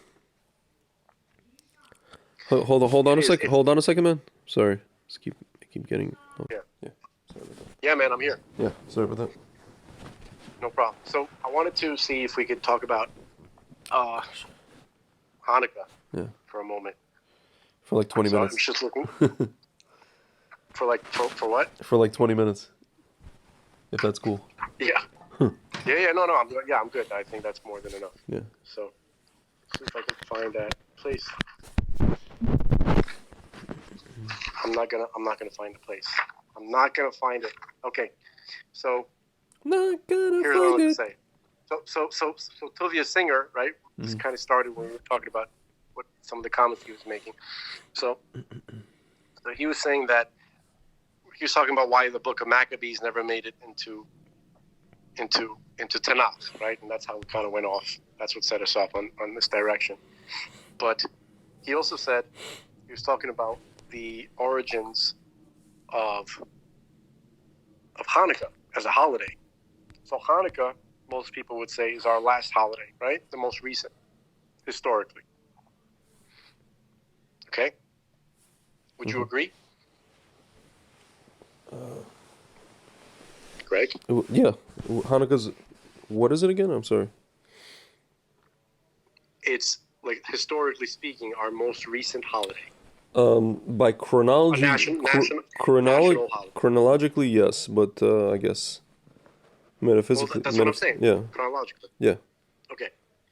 So what's interesting is that it's also the first holiday ever, possibly. Yeah.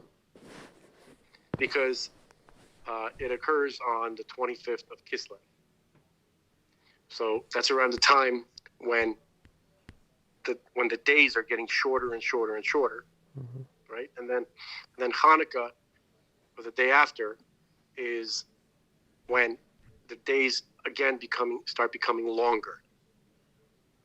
Okay, so when Adam, basically the way it's taught in a somewhat midrashic way, but the idea is sound, where Adam, he saw that the light was getting more and more diminished. Like every day, there was less sunlight coming. Remember, this is the first year he's around, right?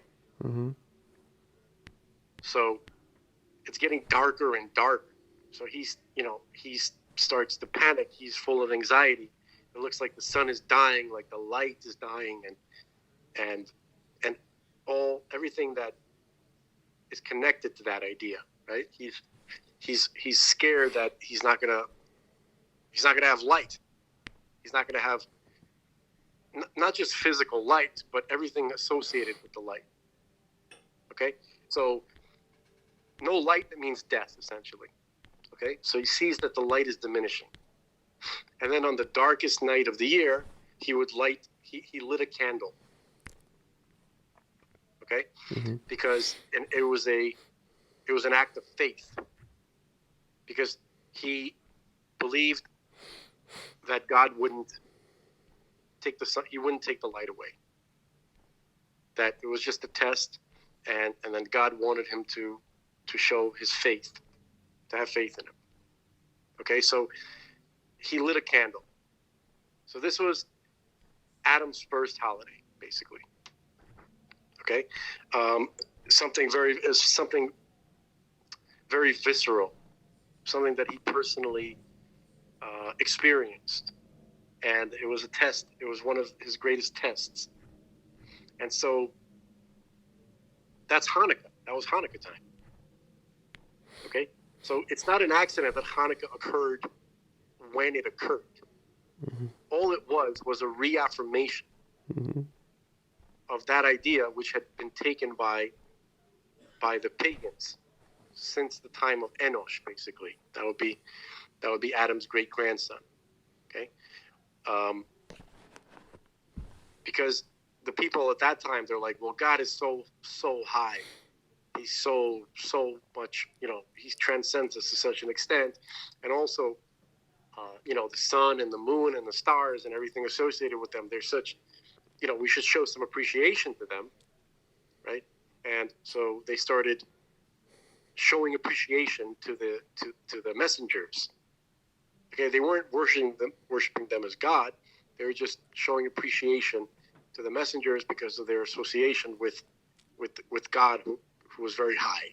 He was very high. Okay, so anyway, eventually that mindset led to just, people ignoring God altogether and just focusing on the messengers. And then eventually the messengers became gods to them.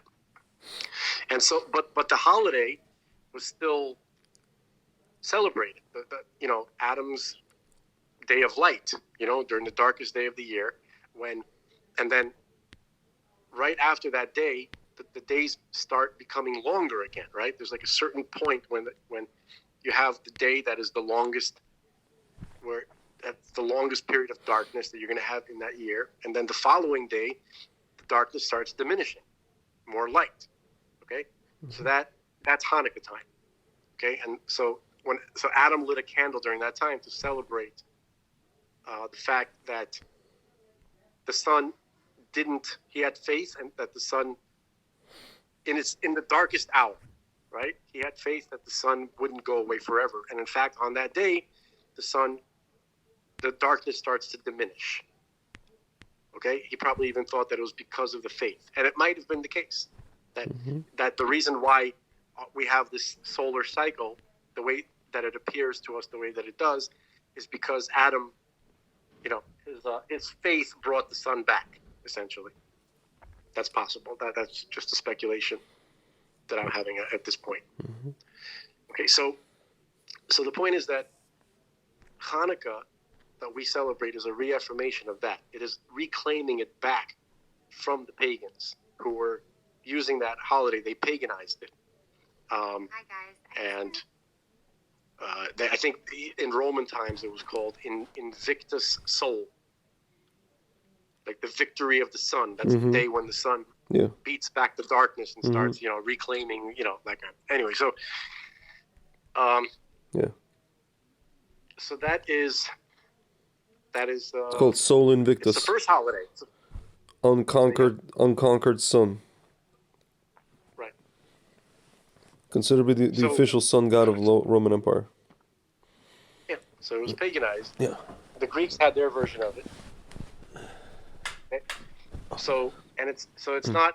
By the way, it's not an accident that the Greeks were also aware of the symbolism. They also were connected to the history.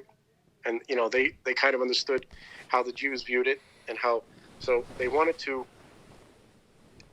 profane the holiest place in the world, specifically during that time, in an attempt to stop them from reclaiming the original holiday of Adam.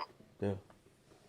So the point is that Hanukkah is both the oldest and the newest holiday. Yeah. It's interesting that I didn't know when I was growing up. I didn't know what Shabbos was. I knew Hanukkah. Yeah. I didn't know Pesach. It's just really ironic that Hanukkah is the most popular holiday among secular Jews, or not the most, but it's one of the most, like, in their consciousness. But at the same time, here's why. If they only knew what it's about, they would plot. They wouldn't, because you're talking about a segment of most of the Jews who are not religious are not consciously not religious. I know that. They're not like non-religious. But I'm talking about Kamala Harris's first cuck. I mean, first, and when they say it's light and the festival of the light, and whatever, and right. So that's not the majority of the Jews. Yeah. So, but still, even with the majority of non-religious Jews, Hanukkah, the Jews that don't fit into Kamala's crew. Yeah. You understand what I'm saying? Yeah. It's their favorite holiday. Adam Sandler. I don't think Adam Sandler is one of them. No. He clearly loves Hanukkah. Yeah, he puts on There's a reason tefillin. for it. Yeah, he does. Yeah, he does. That's good. That's really good. So basically, I heard something very interesting that and I think this is probably both from Chabad rabbis, and I certainly heard this from Rabbi Kessin as well, where the light of Hanukkah is the Or Haganah's returning. It's the light of Mashiach. Okay? Mm-hmm. And especially it's shining out through Greece. It's shining through the Western world. You understand? So it's like the neshamas of the Jewish people who are stuck within that klippah of the Western world, right? They are drawn specifically to that light, which is shining through.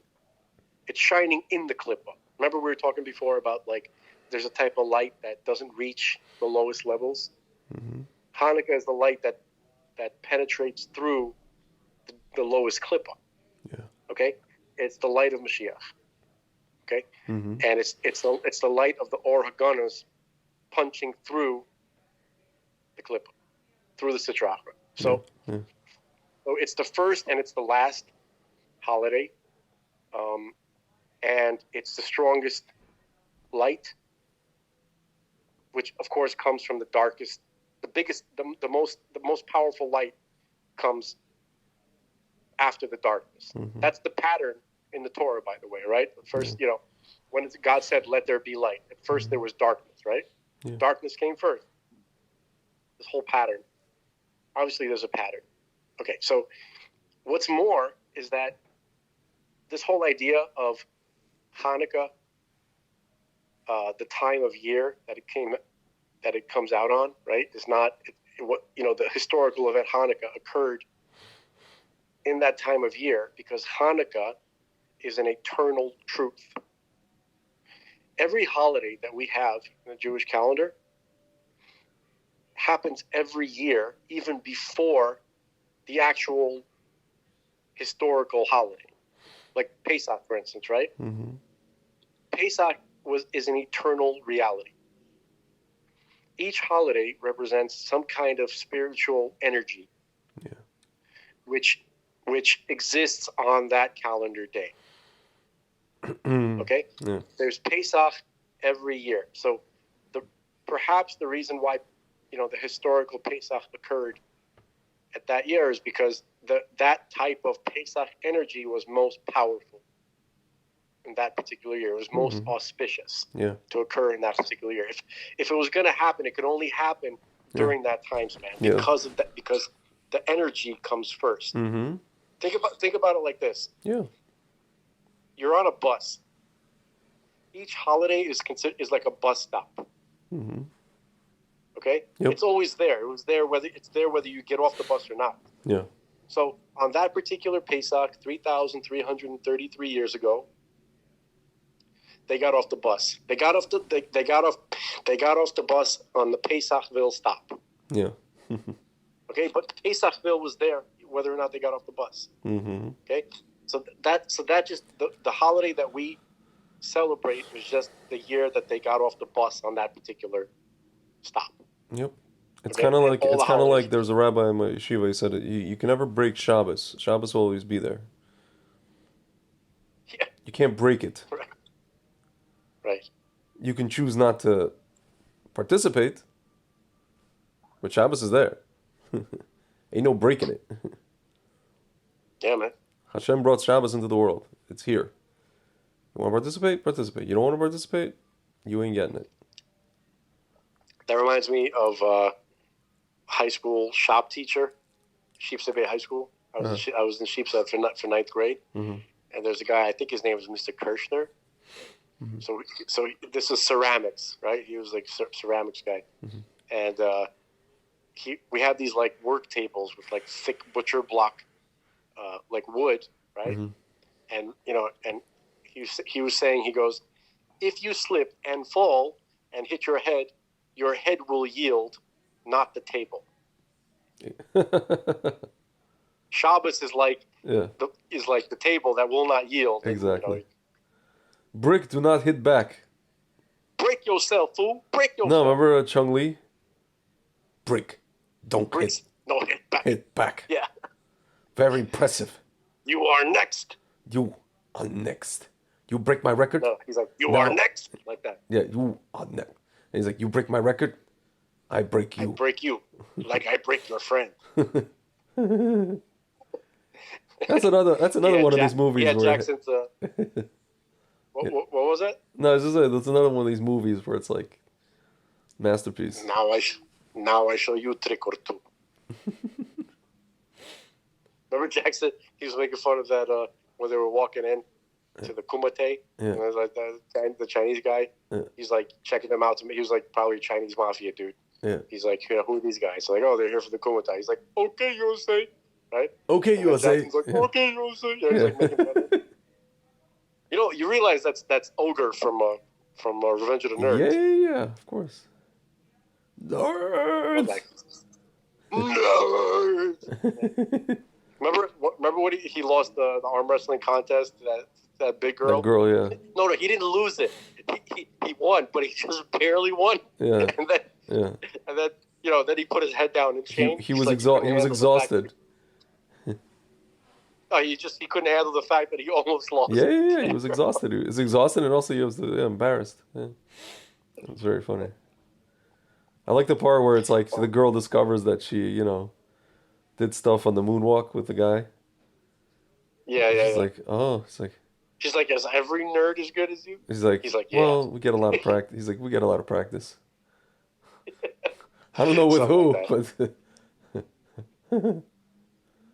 I saw a crazy movie. I think it was with that actor. I'm not 100% sure.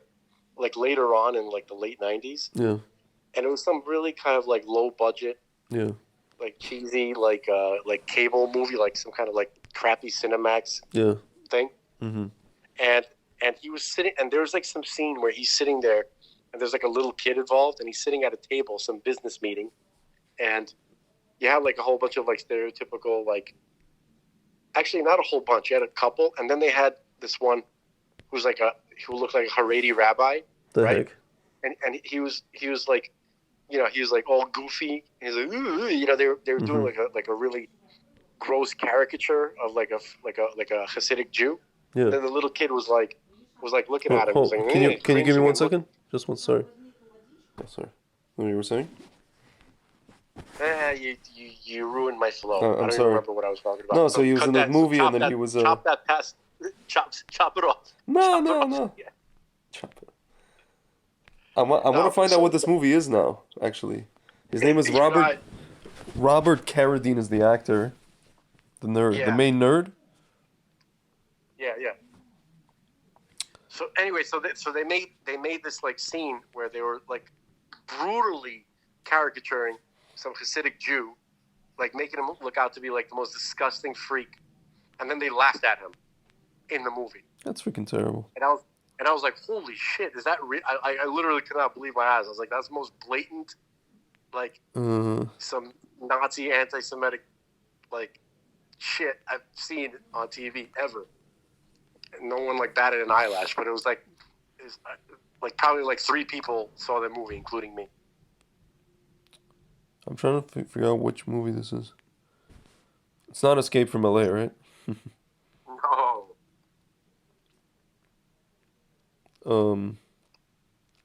There's a bunch of movies he was in a bunch of movies. There's Revenge of the Nerds 4, Nerds in Love. That was a TV movie. Disappearance of Christina. Body Bags TV movie. Is this it? I don't think so. The Tommy Knockers. You said he played a Hasidic Jew? No, he wasn't playing the Hasidic Jew. Who does he play? It was some goofy. It was like supposed to be like some kind of family movie too. I'm trying to think. All's Fair? What is this All's Fair? I don't know. War Games? It's probably not going to be listed. It's like they had some really. It was in the 90s, you said? Yeah. I'm just curious now, in the 90s? Interesting. There's a lot of TV movies this guy was in. It's very funny. And this wasn't TV. This is like cable. No, I'm saying, but like worse. TV would be like, yeah, it would say, it just says TV movie. It means cable. It could be anything. Humanoids from the Deep. Dark Skies. I don't know. Anyway. Young Hearts Unlimited. Children of broken homes get in over their heads when they set up a dating service for their single parents. Is this it? I don't know. There's like kids. No? I really have no idea. It's possible.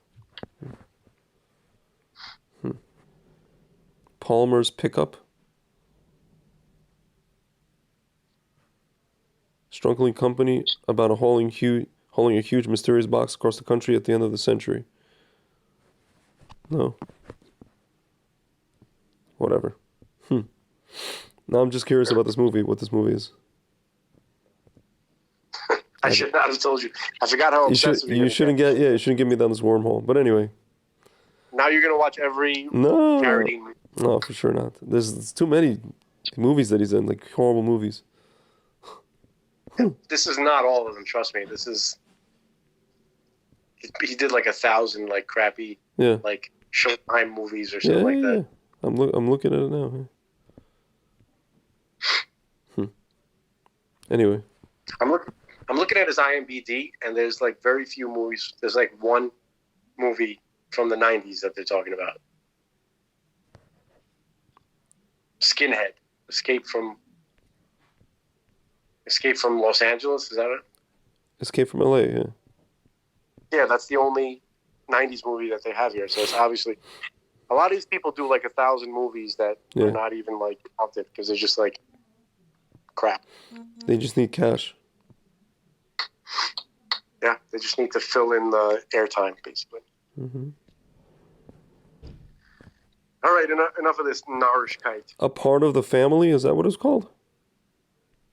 I don't know. Is there a kid? A little kid in the leading role, too? Let's see.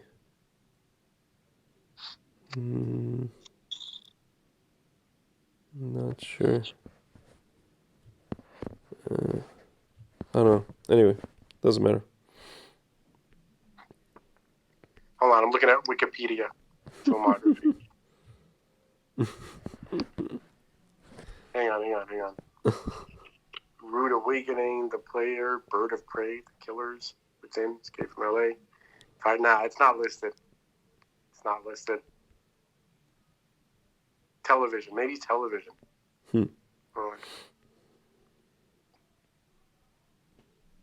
He was in Mean Streets?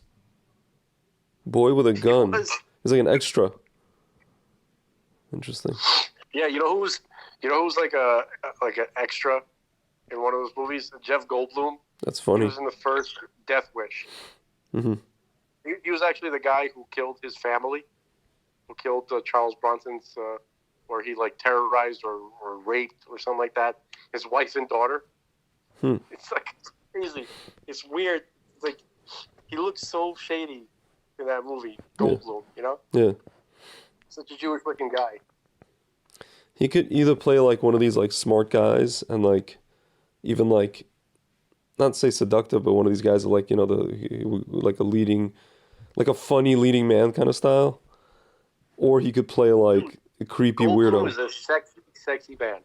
Yeah. If I don't know why, but if I was going to make a movie about King Solomon, he could play King Solomon. He could.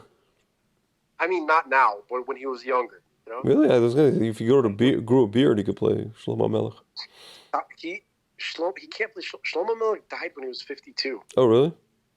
Yeah, like Goldblum was probably in his like mid 60s at least. Yeah. Even though he's a youthful. Goldblum was 69 years old. That's crazy. How old is he? 69? Yeah. 6'9". He's gonna be 70 next October. He just turned 69. Wow. But that's you know what, it's different than the 69 from like the previous generation. That's true. You know, like Yeah.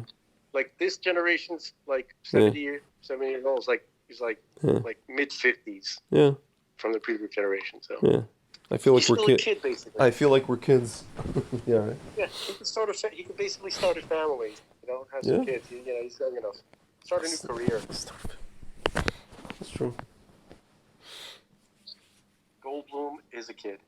Yeah.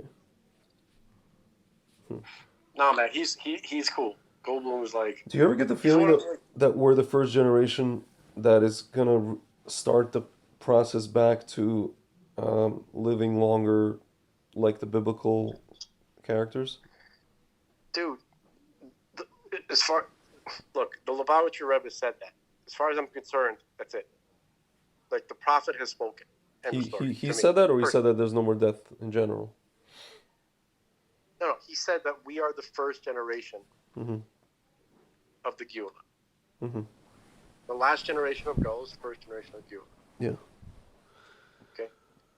So that's we just have to see this guy show up already. Yeah, because I'm tired of watching Mousy on my television screen. I'm sick of all this. I'm just, the only thing that I can, I'm looking out there. I'm trying to find where is Mashiach, where is I was able to keep up with it during the Trump presidency and this whole Tic Tac thing, Tic Tac Marshmallow Man, you know what I'm saying? Yeah. And now it's gone. The Tic Tac thing, there's some kind of legislation that's occurring, and it looks like the Pentagon is trying to kibosh it somehow. Yeah. So that's not very exciting. Yeah. Okay. At this point, I'm thinking it's gonna be dark until the freaking Marshmallow Man knocks on my door. Yeah. You understand? True. No more. I'm not gonna see anything more on the TV. Yeah. With the moving box, the TV box with the moving pictures. Yeah. It has to. The next thing, it's enough with that. It has to show up already. Yeah. The poil mamish, as they say. Listen, the TV box. I keep thinking of the movie They Live. It's just that's where we live in right now. There's people who are wearing the glasses, and there's people who are not. We got to use that somehow. And I feel as a thumbnail. Well, I was gonna say I feel like we're just spending our time trying to beat the crap out of our loved ones just to put on the damn glasses.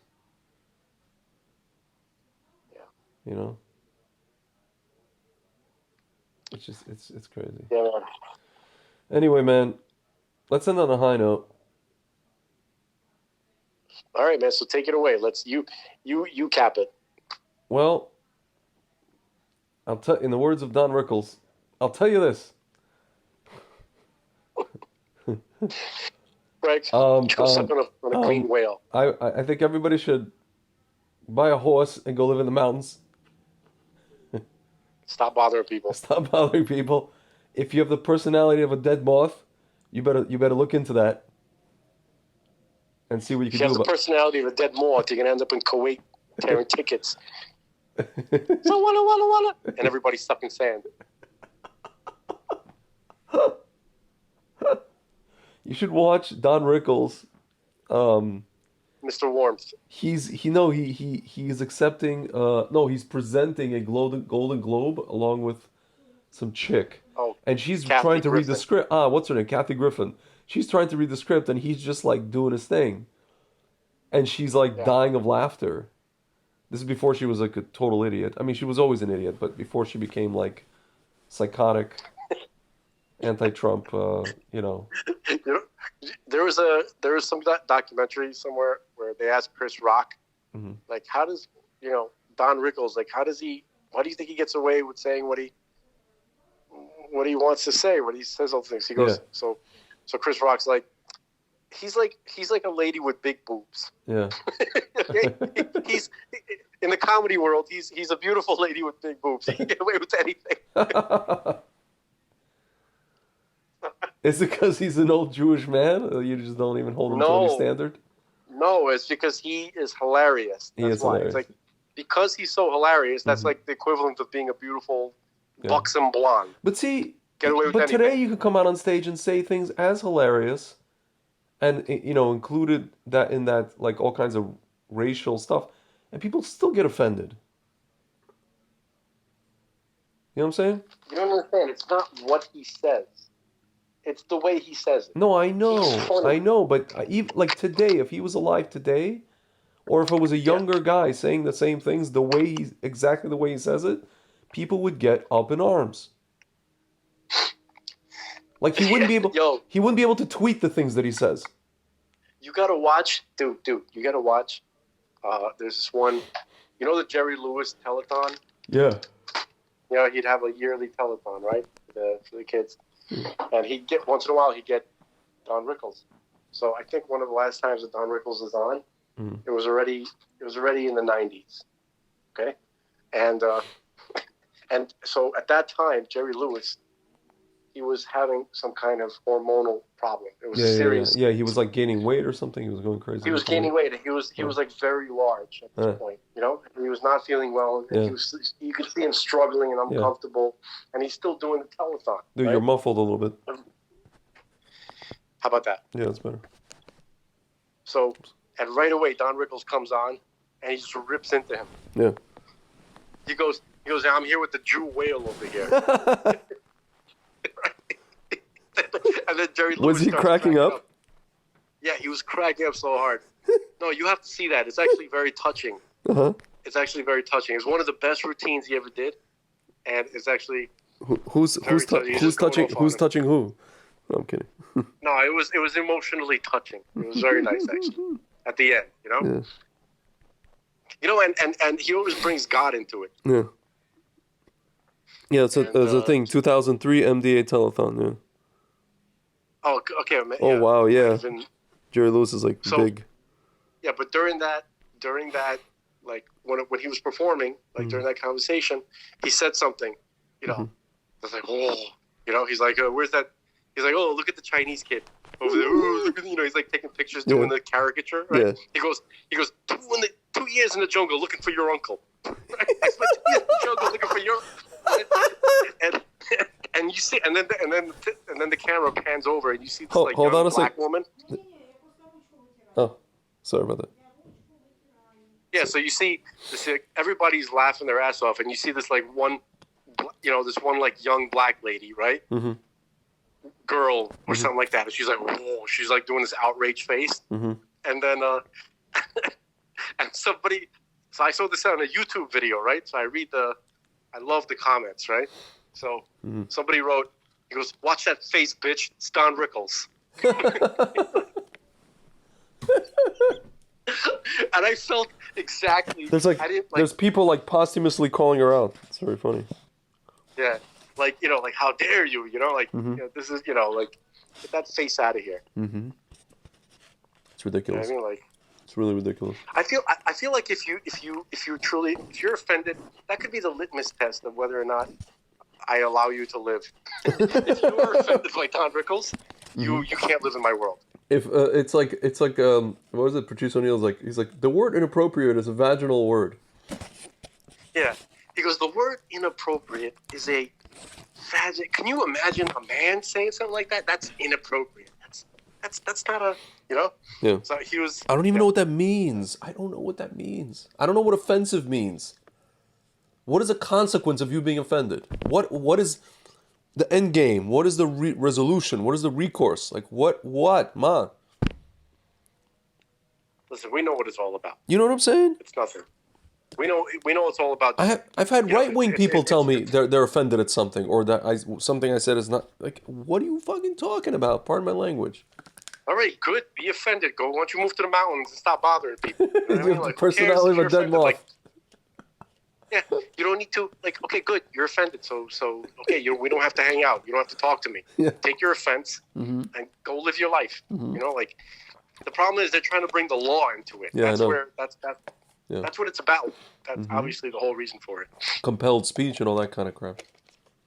It's all about controlling speech. That's all it is. Yeah, it's so crazy. Of course it is, of course. Come on. Anyway, well...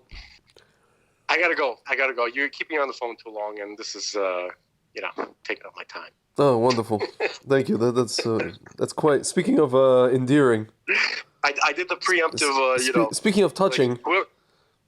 Like, whoever like gets off the phone first, like he's the popular one. Then the other one's rejected. Yes. All right, ladies and gentlemen. B'ezrat Hashem, we'll have another one of these during Hanukkah. This is episode 21. Yes, and I'm just recovering from the girl named Rona. B'ezrat Hashem. Shmona. Fafona. Anyway. All right, it's been real. Real deal, Okay. Holyfield.